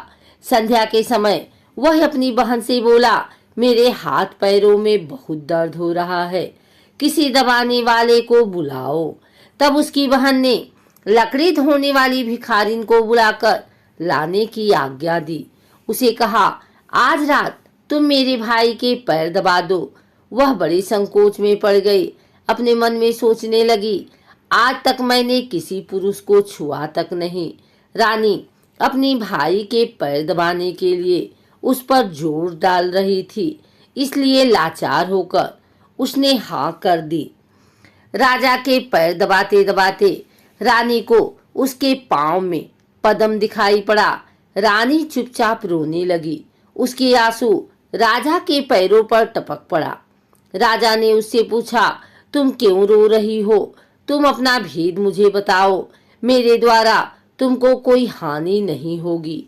रानी बोली कि जैसा पद्म आपके पैर में है, वैसा ही पद्म मेरे पति के पैर में भी था। पहले के दिनों की याद आ जाने पर मुझे रोना आ गया। राजा ने उसे पहचान लिया। राजा बोला, मैं समझ गया, अब तुम्हें पैर दबाने की जरूरत नहीं। तुम्हारे भाग्य में जो लिखा था वह तुम्हें भोगना ही पड़ा। मैंने उसे टालने के लिए जो उपाय किया था उसका नतीजा उल्टा ही निकला। तुम्हें मेरे जीते जी लकड़ियां ढोनी पड़ी। सवेरा हुआ, परंतु अतिथि राजा सोकर नहीं उठा और न पैर दबाने वाली दासी ही कमरे से बाहर निकली। राजा की बहन को चिंता होने लगी। थोड़ी देर के बाद दासी कमरे से बाहर निकली और कारखाने में काम करने चली गई। रानी ने कमरे में जाकर अपने भाई को जगाया। उसका भाई बोला, मेरी तबीयत ठीक नहीं है, मेरा सिर दर्द हो रहा है, मैं अभी आराम करना चाहता हूँ, मेरा मन भी बहुत व्याकुल हो रहा है। रानी ने पूछा कि आखिर बात क्या है, कुछ तो बताओ। राजा ने कहा, बड़े शर्म की बात है, मैंने तुम्हारी भाभी को जानबूझकर संदूक में बैठाकर तुम्हारे पास इसलिए भेजा था कि इसे यहाँ आराम से रखा जाएगा, परंतु उसी तो यहाँ लकड़ियां धोनी पड़ रही हैं। उसके तुमने सारे गहने कपड़े उतार कर उसे रास्ते की भिखारन बना दिया। उसकी बहन बोली, मैंने उसे नहीं पहचाना। उसने दासियों को भेजकर उसे चुपचाप अपने पास बुलाया। उसके आने पर बहन ने अपने भाभी से माफी मांगी और उसके पैर पकड़ लिए। कुछ दिनों तक राजा अपने बहनोई बहन के यहाँ रहकर रानी को साथ लेकर राजधानी में लौट आया। रानी ने अपने महल में पहुंचकर सुहागिनों को न्योता भेजा। बड़ी धूमधाम से दशा माता के डोरा की पूजा की और नगर में ढिढोरा पिटवाया गया कि आज से अमीर गरीब सब दशा माता का डोरा लिया करें और श्रद्धा पूर्वक पूजा किया करें। जिसके पास पूजन पारण के लिए धन की कमी हो तो वह महल से ले जाया करे।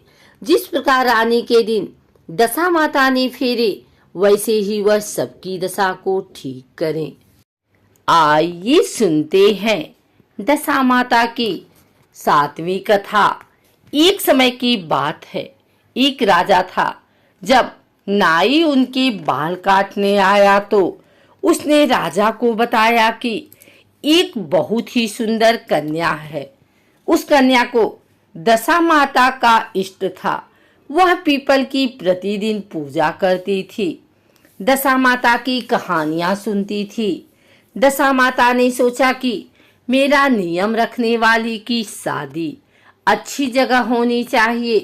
तो फिर राजा ने नाई से कहा कि ऐसी सुंदर कन्या से मैं शादी कर लूं। राजा ने उस कन्या से शादी कर ली। शादी करके महल में आए।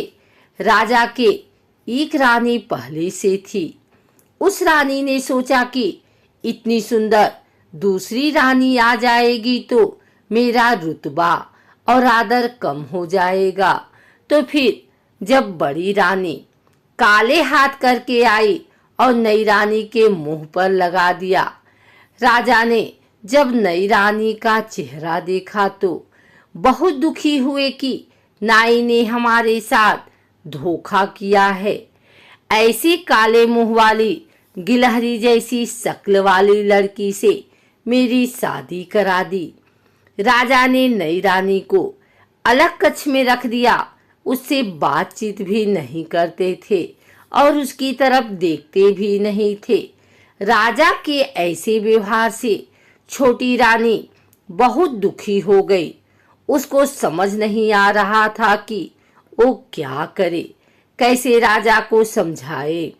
फिर कुछ समय पश्चात उसने अपने पीहर खबर भेजी कि मेरे 4 रंग की पोशाक, वैसी ही चौपड़ और झूले की रस्सी भेजना। उसके लाल, हरी, केसरिया और गुलाबी चारों रंग की पोशाक, चौपड़ और झूले की डोरी आ गई। फिर उसके बाद उसने दासियों से मालूम करवाया कि राजा आज घूमने के लिए कौन सी बाग में जाएंगे। उसको पता चला कि राजा आज गुलाब बाग में घूमने जाएंगे। उसने गुलाबी रंग की पोशाक पहन ली, 16 श्रृंगार किया और अच्छे अच्छे जेवर पहन लिए और फिर वह गुलाबी चौपड़ और गुलाबी रस्सी लेकर गुलाब बाग में राजा के आने से पहले ही पहुंच गई। बाग में पहुंचकर उसने गुलाबी चौपड़ बिछा दी और पास में ही झूला डालकर झूलने लगी। राजा बाग में घूमने आए तो उन्होंने उसे देखा और सोचने लगा कि कितनी सुंदर राजकुमारी झूल रही है। रानी ने पूछा, चौपड़ खेलें? राजा ने हामी भरी। दोनों चौपड़ खेले, बातें की और फिर राजा वहां से चले गए। राजमहल जाते समय राजा मन ही मन विचार करने लगे कि ऐसी सुंदर कन्या तो अपने महल में होनी चाहिए। राजा के महल में आने से पहले ही छोटी रानी दासियों की मदद से राजमहल आ गई। अब दूसरे दिन रानी ने पता कराया कि राजा कौन से वाले बाग में जाएंगे। रानी को पता चला कि राजा हरियाली बाग में जाएंगे। उस दिन रानी हरी पोशाक पहनकर और 16 श्रृंगार करके हरी चौपड़, हरी रस्सी लेकर, दासियों को साथ में लेकर बाग में पहुंच गई। चौपड़ बिछाया, झूला लगवाया और झूलने लगी। राजा के आने पर दूसरे दिन भी वह पूछती है, चौपड़ खेलें? राजा कहते हैं, हाँ खेलते हैं। तीसरे दिन वह लाल बाग में गई, लाल पोशाक पहनी, लाल चौपड़ ली और लाल रस्सी लेकर गई। और फिर चौथे दिन केसरिया पोशाक पहनकर, केसरिया चौपड़ और रस्सी लेकर केसरिया बाग में गई। राजा उस पर बहुत ही मोहित हो गए, पर राजकुमारी को तो मालूम था तो शर्माती नहीं थी। अगली रात रानी ने चारों पोशाकें, रस्सी और चौपड़ सब रानी के कक्ष के बाहर बरामदे में रख दिए और उंगली के चीरा लगाकर हाय हाय करने लगी। राजा को तो पहले से ही नींद नहीं आ रही थी और वह हाय हाय कर रही थी तो उन्हें तो बहुत ही गुस्सा आया और वो बोले कि आज इस काले मुंह वाली को तलवार से मार डालूं, इसका किस्सा ही खत्म कर देता हूँ। गुस्से में भरे हुए ही राजा उसके कक्ष की तरफ गए। उसके कक्ष के बाहर राजा क्या देखते हैं कि चारों रंग की पोशाक, चौपड़ और रस्सी पड़ी है। राजा को यह सब वहां देखकर सोचने लगे कि यह सब तो उस राजकुमारी की हैं। वो सोचने लगे कि ये सब यहाँ कैसे आ गए। जब राजा कक्ष के भीतर पहुंचे तो उन्हें रानी को देखकर बहुत आश्चर्य होता है। राजा रानी से कहते हैं कि आप यहाँ? रानी कहती है, हाँ। फिर राजा कहते हैं कि रानी आपने हमें धोखा दिया। रानी कहती हैं, मैंने आपको धोखा नहीं दिया, आपने मुझे धोखा दिया। राजा कहते हैं कि तुम्हारे चेहरे पर तो गिलहरी की तरह काली लकीरें थी। रानी कहती है कि वो तो आपकी बड़ी रानी ने मुझे प्यार करते समय लगा दी थी। उसको लगा होगा कि मेरे आने से आप उसको कमानीत कर देंगे। छोटी रानी फिर बोली कि मेरे तो दशा माता का इष्ट है, जो दशा माता ने मेरी लाज रखी, वरना मुझे तो मरना पड़ता। राजा कहते हैं, रानी आप पूरी बात पहले ही बता देती तो आपको और हमको इतना दुख नहीं देखना पड़ता।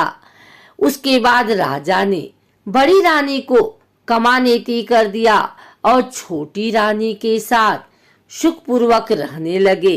हम भी दशा माता जी से यही प्रार्थना करते हैं कि हे दशा माता, जैसा दुख छोटी रानी ने झेला वैसा दुख किसी को झेलना न पड़े, और जैसी कृपा आपने छोटी रानी पर की वैसी कृपा आप हम सब पर भी करना, और जैसी लाज आपने छोटी रानी की रखी वैसी लाज हम सब की भी रखना। जय माता दी। आइए सुनते हैं दशा माता की 8वीं कथा। पुराने समय की बात है कि एक घर में एक जेठानी देवरानी थी। वे दोनों निसंतान थी। वे मेहनत करके पेट पालती थी। दोनों व्रत पूजन कुछ भी नहीं करती थी। एक दिन दोनों प्रातःकाल गांव में आग लेने गई।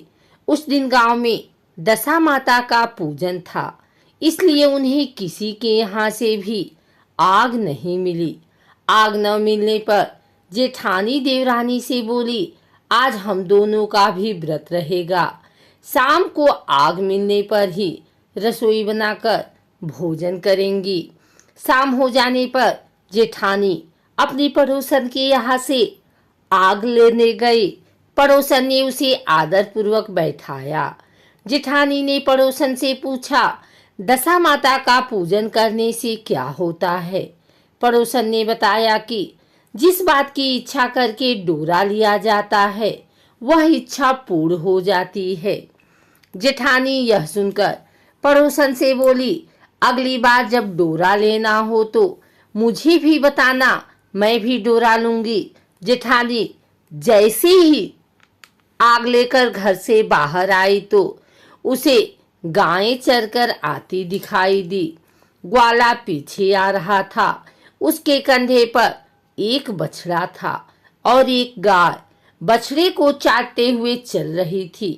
पड़ोसन ने ग्वाले से पूछा, तुम्हारी गाय के पहली बार प्रसव हुआ है क्या? ग्वाले ने बताया कि हाँ। पड़ोसन ने फिर पूछा, गाय ने बछड़ा दिया है या बछिया? ग्वाला बोला, बछड़ा है।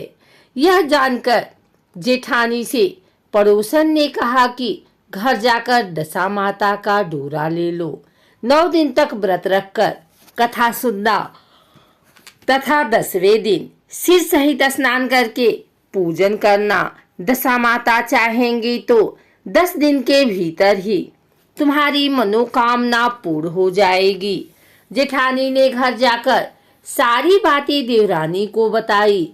दोनों ने दशा माता से मनौती मांगी कि यदि हम दोनों की संतान होगी तो हम सुहागिनों को न्योता देंगे। दोनों ने दशा माता का डोरा लिया। दशा माता की कृपा से डोरे की पूजा से पहले ही दोनों देवरानी जेठानी गर्भवती हो गई। 9 महीने 9 दिन के बाद दोनों ने 2 लड़कों को जन्म दिया। बालकों के नामकरण संस्कार के बाद देवरानी ने जेठानी से कहा, हमने जो सुहागिनों को न्योतने की मनौती मांगी थी उसे अब पूरा करना चाहिए। जेठानी ने कहा कि अभी ऐसी क्या जल्दी है, जब लड़कों का अन्नप्राशन संस्कार होगा तब सुहागिनों को न्योता देंगे। जब लड़कों का अन्नप्राशन संस्कार हुआ तब देवरानी ने जेठानी से सुहागिनों को न्योतने की बात कही, परंतु जेठानी ने बात को टाल दिया और कहा कि लड़कों के मुंडन संस्कार पर सुहागिनों को न्योता देंगे। होते होते कुछ समय बाद लड़कों का मुंडन संस्कार भी हो गया। देवरानी ने जेठानी को सुहागिनों को न्योतने की बात कही। जेठानी बोली, लड़कों की सगाई के समय ही सुहागिनें न्योती जाएंगी। लड़के बड़े हो गए, उनकी सगाई भी हो गई, परंतु जेठानी ने अब की बार भी सुहागिन नहीं न्योती। जेठानी बोली, जिस दिन लड़कों के फेरे होंगे उसी दिन सुहागिनों को न्योता देंगे। इस पर देवरानी बोली, बहन तुम्हारी जब इच्छा हो तब सुहागिनों को न्योता देना, परंतु मैं तो लग्न के दिन ही सुहागिनों को न्योत दूंगी। देवरानी ने लग्न के दिन ही सुहागिनों को न्योता दिया, परंतु जेठानी ने कुछ भी परवाह न की। लग्न के बाद मातृ का पूजन करके दोनों दूल्हे बारात सजाकर बैंड बाजे सहित ब्याहने चल दिए। देवरानी के बेटे का विवाह बड़ी धूमधाम से सकुशल पूर्ण हो गया, परंतु जेठानी ने सुहागिनों को न्योता नहीं दिया था, इसलिए दशा माता ठीक फेरों के समय उसे उठाकर ले गई। दूल्हे के सहसा गायब हो जाने के कारण वर कन्या दोनों में ही हाहाकार मच गया। उसकी बारात खाली हाथ घर लौटकर आई, परंतु लड़की की माता बड़े संकट में पड़ गई। इस अनब्याही लड़की से कौन विवाह करेगा? पड़ोस के चतुर सुहागिनों ने लड़की की माता को समझाया कि ब्याह का जो सामान बचा है उस सामान को लड़की के हवाले कर दिया जाए। लड़की भिखारियों को सदा व्रत देने लगी। एक दिन एक साधु तीर्थ यात्रा करता हुआ वहां आया। गांव से घने जंगल में एक पीपल का पेड़ था। लोग इस पीपल के पेड़ को पारस पीपल कहते थे। उसी पेड़ पर दशा माता का निवास था। साधु चलता चलता शाम को उसी पेड़ के नीचे ठहर गया। झाड़ूदार ने आकर उसी पेड़ के पास के मैदान में झाड़ू लगाई। भिस्ती ने मस्क से वहां पर छिड़काव कर दिया तथा माली ने यहाँ फूल बिखेर दिए। तब अनेक देवता अनेक प्रकार की पोशाक पहनकर आने लगे तथा स्थान पर बैठने लगे। सबसे बाद में स्वर्ग के राजा इंद्र का सिंहासन उतरा। इसी के साथ स्वर्ग की अप्सराएं आकर सिंहासन के चारों ओर नाचने लगी। उसी समय अधब्याहे लड़के को गोद में लेकर दशा माता पीपल के पेड़ से नीचे उतरी। इंद्र के साथ स्वर्ग से एक सुरा गाय भी आई थी। उसने 2 गिलास दूध दिया था। लड़के ने अधब्याहे के भाग का 1 गिलास अलग रख दिया। दूसरे गिलास का दूध भी पी लिया। जब तक अप्सराओं का नाच गान होता रहा, दशा माता लड़के को गोद में लेकर बैठी रही। प्रातःकाल होते ही देवताओं का दरबार भंग हुआ। साधु भी वहां से चलकर गांव में आया। साधु महाराज गांव में भिक्षा मांगते मांगते अधब्याहे लड़की के घर पहुंचा। लड़की ने आदरपूर्वक साधु को बैठाया और भोजन तैयार किया। लड़की ने 3 पत्तल परोस कर रखे।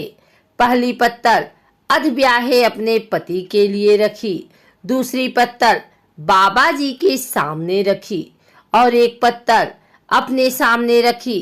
बाबा ने अपने आप कहा, वाह, जो बात मैंने रात वहां देखी वही बात यहाँ भी देखने को मिल रही है। लड़की ने पूछा, क्या बात है बाबा जी? साधु बाबा ने बात टालते हुए कहा, हम बैरागी लोग ऐसी अनेक बातें कहते रहते हैं। तुम्हें ऐसी बातों से क्या मतलब? तुम तो भोजन करो और भगवान का भजन करो। लड़की ने हठ पकड़ ली। उसने कहा, जब तक आप अपनी कही बात का खुलासा नहीं करेंगे मैं भोजन नहीं करूंगी। इस पर भी साधु बाबा चुप रहे। तब लड़की बोली कि आप साधु हैं और मैं सती हूँ। आप या तो अपने कथन को स्पष्ट कीजिए कि आपने रात में क्या देखा, नहीं तो मैं आपको श्राप दे दूंगी। तब साधु बाबा ने रात का सारा किस्सा कह सुनाया। यह सुनकर लड़की ने बाबा के साथ पीपल के पेड़ के पास जाने का निश्चय कर लिया। साधु बाबा आगे आगे चले और लड़की उनके पीछे पीछे चलती रही।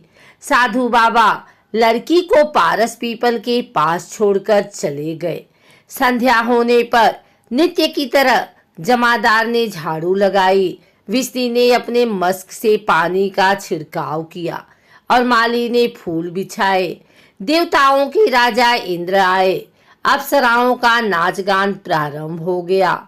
उसी समय दशा माता पीपल के पेड़ पर से उतरकर दरबार में बैठ गई। लड़के ने सुरा गाय का दूध लिया और 1 गिलास अधब्याही लड़की के लिए रख दिया। जैसे ही लड़के ने दूध का गिलास मुंह पर लगाया, त्यों ही लड़की दूसरा गिलास हाथ में लेकर बर के सामने आ गई। वह बोली, अपना भाग लेने के लिए मैं उपस्थित हूँ। मेरे लिए क्या आज्ञा है? मैं सेवा करने के लिए तैयार हूँ। तब लड़का बोला, मैं इस तरह से तुमसे नहीं मिल सकता। मैं दशा माता की सेवा में रहता हूँ। मुझे अभी दरबार में जाकर दशा माता की गोद में बैठना होगा। यदि तुम्हें मुझसे प्यार है तो दशा माता को प्रसन्न करके उनसे मुझे अपने लिए मांग सकती हो, तब मैं तुम्हारा हो सकता हूँ। लड़का दूध पीकर दशा माता की गोद में जाकर बैठा।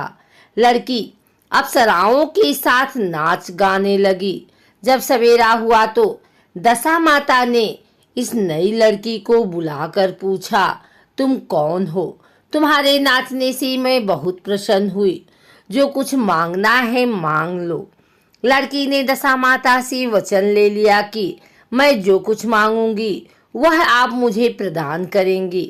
तथास्तु कहने के बाद लड़की ने दशा माता से कहा, अपने पति को पकड़कर कहा कि मुझे यही चाहिए।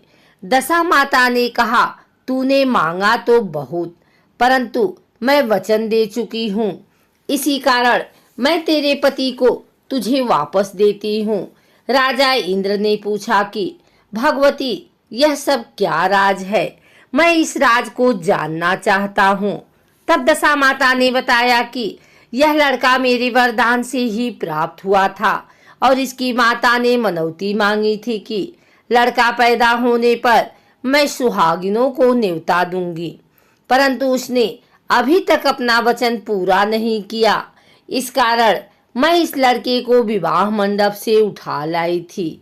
यह लड़की इसकी अधब्याही पत्नी है और पतिव्रता है। पतिव्रता होने के कारण यह देव समाज में पहुंचकर मुझसे अपना पति मांग रही है। दशा माता के ऐसे वचन सुनकर इंद्र सहित सभी देवताओं ने वर वधू के ऊपर पुष्प की वर्षा की। तब तक साधु बाबा भी वहां पर आ गए। साधु बाबा दूल्हा और दुल्हन को साथ लेकर गांव की ओर चल पड़े। जब ये तीनों गांव के समीप पहुंचे तो गांव वालों ने दूल्हा दुल्हन को देखकर लड़की के पिता को सूचना दी कि तुम्हारी पुत्री दूल्हे के साथ आ रही है। जिस दिन से लड़की चली गई थी तो उसके पिता ने लोकापवाद के डर से बाहर निकलना बंद कर दिया था। गांव वालों की यह भी बात सुनकर उसने घर के किवाड़ बंद कर लिए। उसने समझा लड़की साधु बाबा के साथ आ रही होगी, इसलिए लोग मेरा उपहास कर रहे हैं। जब गांव के गणमान्य व्यक्तियों ने भी वही बात बताई, तब उसने घर के किवाड़ खोले और बाहर निकला।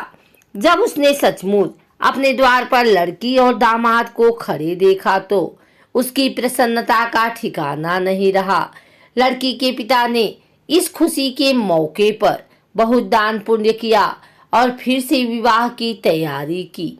लड़की ने अपनी माता से कहा कि इस तरह से विवाह नहीं होगा। पहले दूल्हे की माता सुहागिनों को न्योता देकर बारात लेकर आए, तब विवाह के नेक पूरे किए जाएं। लड़की के पिता ने लड़के के घर पर खबर भेजी। लड़के की मां ने पहले सुहागिनों को न्योता दिया, तब बारात चली। बड़ी धूमधाम से विवाह हुआ। वर वधू दोनों अपने घर पर आ गए। वधू की खुशी में लड़के की माता ने दोबारा सुहागिनों को न्योता दिया। उसी समय से विवाह के दिन वर के घर पर सुहागिनों का न्योतने की प्रथा चली आ रही है।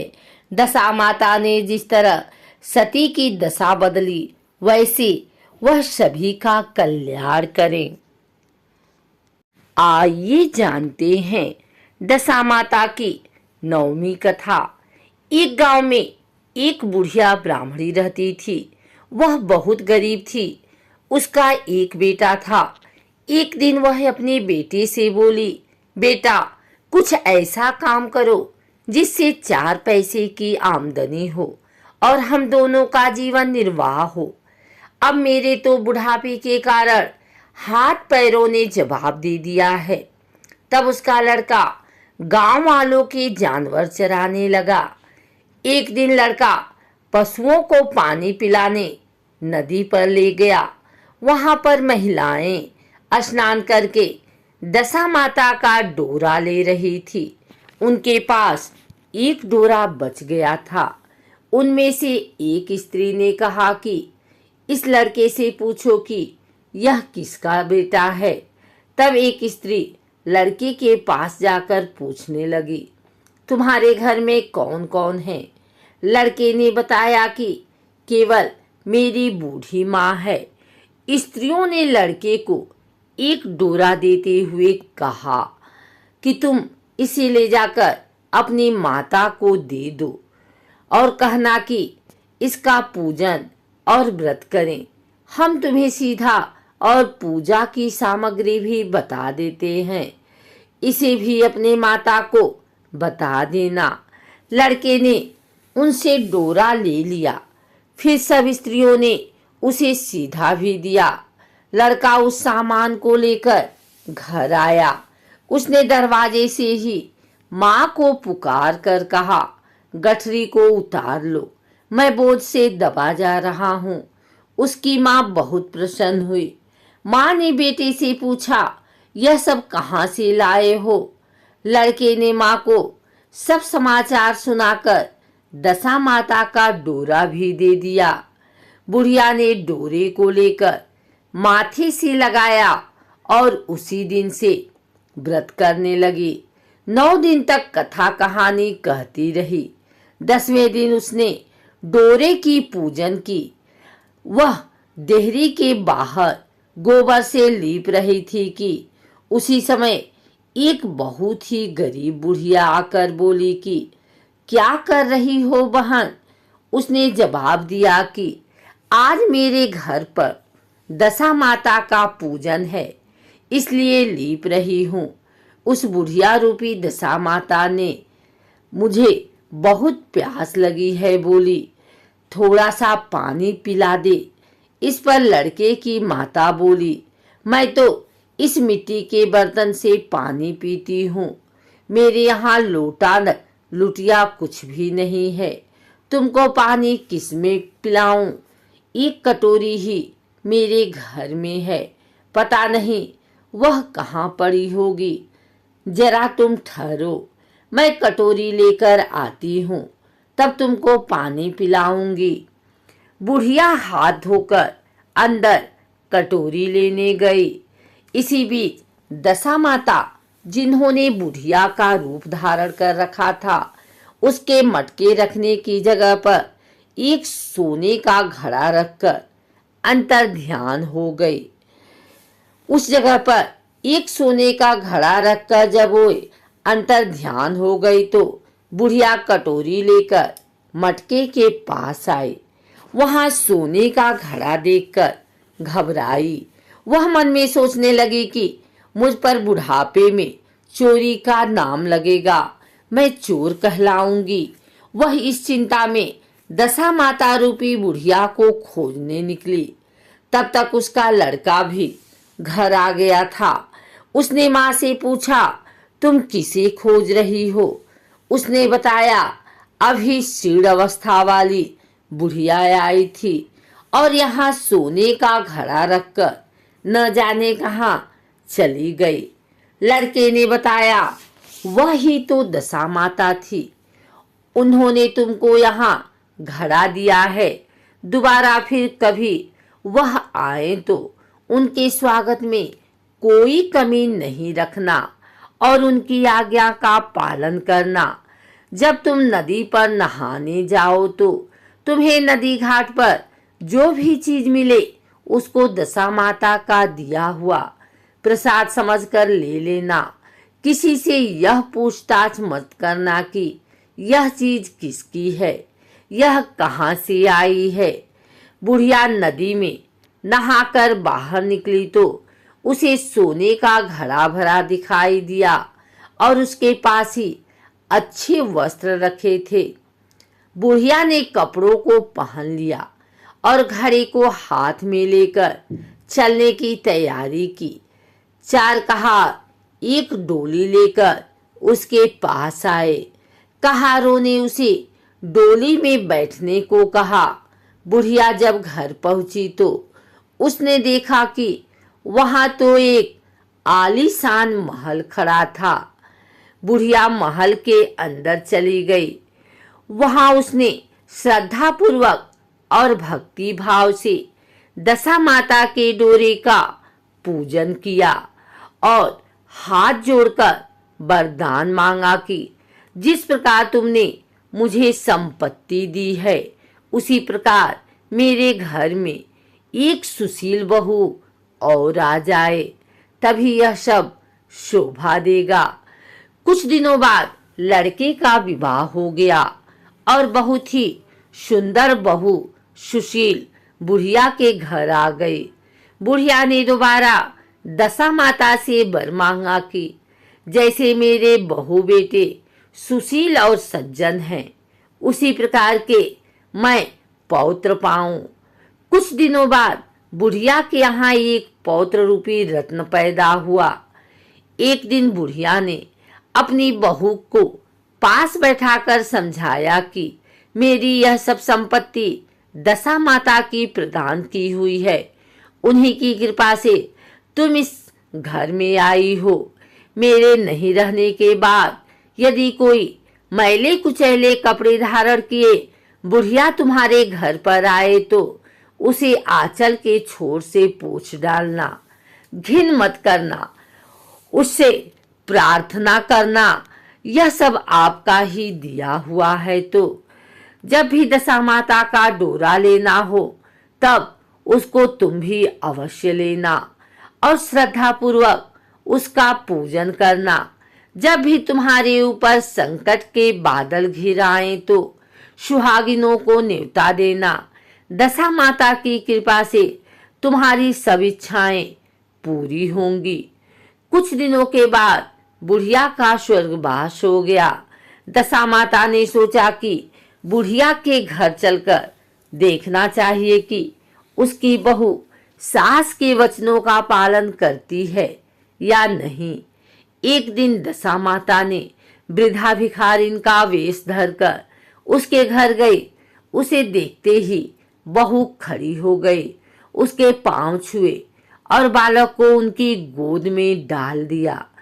उनकी श्रद्धा भक्ति से दशा माता बहुत प्रसन्न हुई। उन्होंने आशीर्वाद दिया कि तेरी धर्म बुद्धि है, भगवान तेरा सदैव कल्याण करेंगे, भंडार भरपूर रहेगा, तू जो इच्छा करेगी वह तुझे अवश्य प्राप्त होगा। दशा माता ने जैसी कृपा बुढ़िया ब्राह्मणी पर की वैसी ही कृपा भक्त जनों पर बनी रहे। आइए सुनते हैं दशा माता व्रत कथा के 10वें दिन 10वीं कथा। चैत्र मास के कृष्ण पक्ष की 10वीं को दशा माता का पूजन एवं व्रत किया जाता है और दशा माता की कथा कहानी सुनी जाती है। होली के अगले दिन से ही इसका पूजन प्रारंभ हो जाता है जो 10वें दिन समाप्त होता है। प्रतिदिन प्रातः स्त्रियां स्नान आदि करके पूजन की सामग्री लेकर पूजा करती हैं। सर्वप्रथम दीवार पर स्वास्तिक बनाती हैं, फिर मेहंदी और कुमकुम से 10-10 बिंदियां दीवार पर ही लगाते हैं। फिर पहले स्वास्तिक के रूप में गणपति जी का, फिर 10 बिंदियों के रूप में दशा माता की रोली, मूली, चावल, सुपारी, धूप, दीप, अगरबत्ती व नैवेद्य से पूजन करते हैं। पूजन के पश्चात प्रतिदिन दशा माता की कथा कहने व सुनने का विधान है। इस दिन एक समय भोजन करके व्रत रखने का विधान है। दशा माता का पूजन प्रत्येक स्त्री, सुहागिन या विधवा सबको करना चाहिए क्योंकि यह पूजन एवं व्रत घर की दशा स्थिति को सुखी समृद्धि रखने हेतु किया जाता है। पूजन में एक विशेष बात होती है कि एक हल्दी में रगा 10 गांठे में लगा हुआ धागा होता है जिसको दशा माता की बेल कहते हैं। इस बेल को पूजन के समय दशा माता को चढ़ाकर पुनः ले लेते हैं। इसको गले में धारण करने का विधान है। इस वर्ष धारण किया गया धागा अगले वर्ष उतारकर पूजा करके पुनः नई बेल धारण करते हैं। दशा माता की कहानी इस प्रकार है। दशा माता का व्रत चैत्र कृष्ण दशमी को किया जाता है। यह व्रत घर की दशा के लिए किया जाता है। सुहागिन औरत इस दिन डोरा लेती हैं, सफेद कच्चे सूत की कोकड़ी को रंग लेती हैं, 10 तार का डोरा लेकर उसमें 10 गांठें लगा देते हैं। डोरी को जलती हुई होली दिखाकर पहन लेते हैं। 10 गेहूं के आखे लेकर कहानी सुनते हैं। एक कहानी सुनकर एक आखा नीचे रख देती हैं। इस प्रकार कुल 10 कहानियां सुनती हैं। एक राजा रानी थे, उनका नाम नल और दमयंती था। रानी ने दशा माता का व्रत कर डोरा गले में बांध लिया। शाम को राजा जी आए तो राजा जी की नजर रानी के गले में पड़ी डोरे पर पड़ी। राजा जी ने कहा, रानी जी, आपके गले में इतने मारक मोती सोने के हार पहने हुए हैं, इनके बीच में डोरा अच्छा नहीं लगता। यह डोरा राजा ने खींचकर तोड़ दिया। कुछ दिन बाद राजा के महल के पत्थर उतर उतर कर गिरने लगे। अब वह महल महल नहीं रहा और राजा का मुकुट उड़कर न जाने कहाँ चला गया। अब तो राजा रानी विस्मित हो गए कि अचानक की क्या हो गया। उन्होंने वह राज्य छोड़कर दूसरी जगह जाने का निश्चय किया।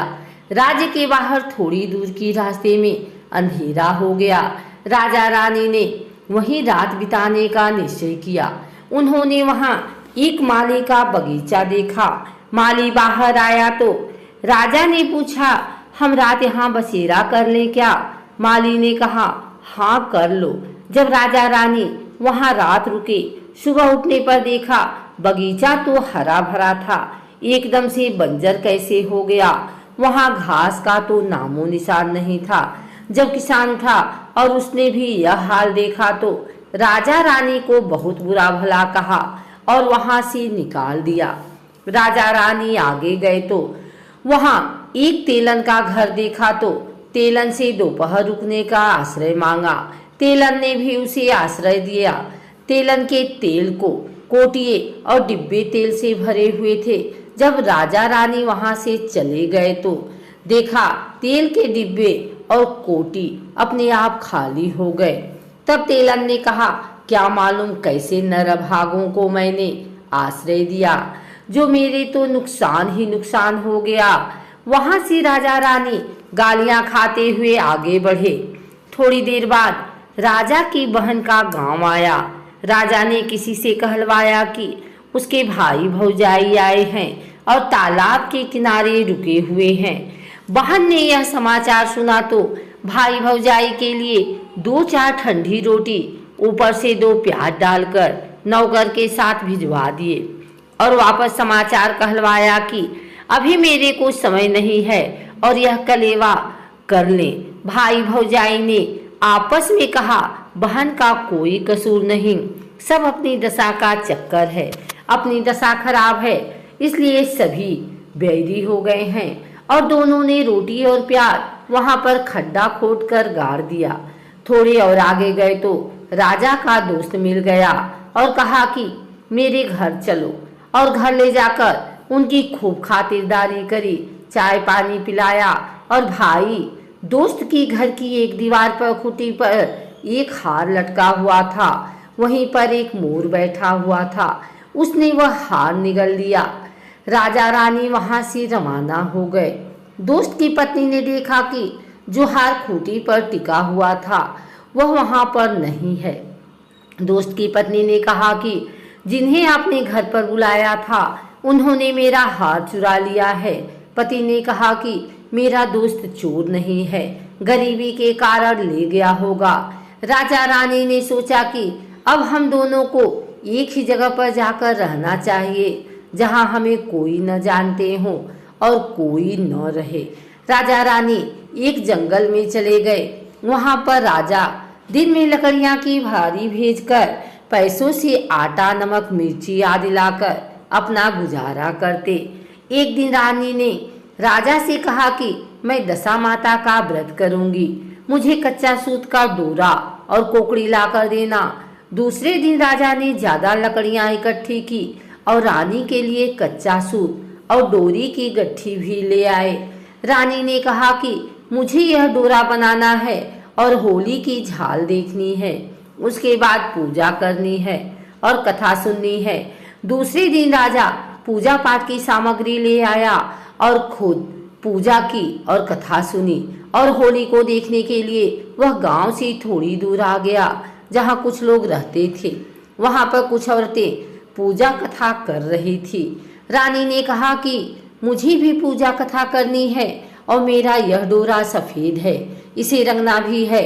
औरतों ने कहा कि यहाँ पर बहुत रंग पड़ा है और रानी ने दशा माता के डोरे को 10 तार का किया और 10 गांठ लगाई और रंग से रंगा और होली की जाल दिखाकर अपने गले में पहन लिया। डोरे को गले में पहनते ही राजा की लकड़ियां चंदन की हो गई, जो बहुत महंगी बिकी। लकड़ियों का पैसा लेकर खुशी खुशी घर आए। रानी भी पीपल की पूजा कथा करके दशा माता की कहानी सुन के घर के लिए रवाना हो गई। वहां दशा माता के समय 10 कहानियां सुनी। 10 गेहूं की आंखें लेकर कहानियां सुनी और एक एक कहानी सुनते हुए एक एक आँखा नीचे रखती गई। उनमें शिव पार्वती जी की लोबिया, तोभिया की, गजानन जी की, आरी बारी, कान कवारी और भी छोटी मोटी मिलाकर 10 कहानी सुनी। घर आई तो राजा ने कहा कि मैं आज बहुत सारा पूजा पाठ लेकर सामान लेकर आया हूँ, तू खूब आनंद से पूजा करना। हमारी सारी लकड़ी चंदन की हो गई जो खूब महंगी बिकी है। रानी ने राजा से कहा कि आज दशा माता का व्रत करके डोरा पहना है, अब हमारे आनंद ही आनंद हो जाएगा। राजा ने कहा कि अब हमारे राज्य में वापस चलते हैं। राजा रानी वापस अपने राज्य की ओर चलते हैं तो रास्ते में पहले दोस्त के घर जाते हैं। दोस्त ने कहा आओ आराम कर लो। राजा ने कहा कि तुम्हारी पत्नी ने पहले भी हम पर चोरी का इल्जाम लगाया था, अब रुककर क्या करें।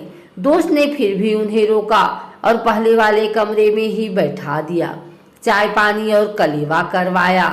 राजा रानी ने देखा कि जो खूंटी पर मोर बैठा हुआ था उसने वह हार वापस उगलना शुरू कर दिया तो दोस्त को आवाज लगाई कि देख तुम्हारा हार मोर वापस उगल रहा है। दोस्त ने देखा तो उसे विश्वास हो गया कि मेरा दोस्त की दशा खराब होने की वजह से उन्हें ऐसा दिन देखना पड़ा। राजा फिर अपनी बहन के गांव में गया तो उसकी बहन ने बहुत बढ़िया भोजन करवाया, पर राजा रानी ने नहीं किया। जब पहले की जगह जहां पर उन्होंने गड्ढा खोदकर रोटी और प्याज को डाला था, देखा तो रोटी और प्याज सोने चांदी के हो गए हैं, जिनको बहन को देकर वहां से चले गए। और तेलन के घर पहुंचे तो तेलन ने उनके रुकने पर मना कर दिया और कहा कि पहले भी कौन अभागे आए थे जिनकी वजह से मेरे तेल के डिब्बे और कोठियां खाली हो गई। राजा रानी ने कहा कि वह हम ही थे, हमारी दशा खराब चल रही थी जिसकी वजह से यह दिन देखने पड़े और तेलन के घर रुक गए। तो तेलन ने देखा कि उसके सारे डिब्बे और कोठियां वापस से तेल से भर गई हैं। आगे आकर उन्होंने माली के बाग में विश्राम किया तो वापस खेत व बाग बगीचा हरा भरा हो गया। प्रजा को पता चला कि राजा रानी आ रहे हैं तो प्रजा बहुत खुश हो गई। राज्य में जाते ही महल दशा माता का डोरा वापस पहना तो खड़ा हो गया और राजा रानी ने दशा माता की जय जयकार की। हे दशा माता, जैसे राजा रानी को टूटा वैसे दशा माता की कथा कहने वाले को, दशा माता की कथा सुनने वाले को, हुंकारे भरने वाले को, सभी को टूटना।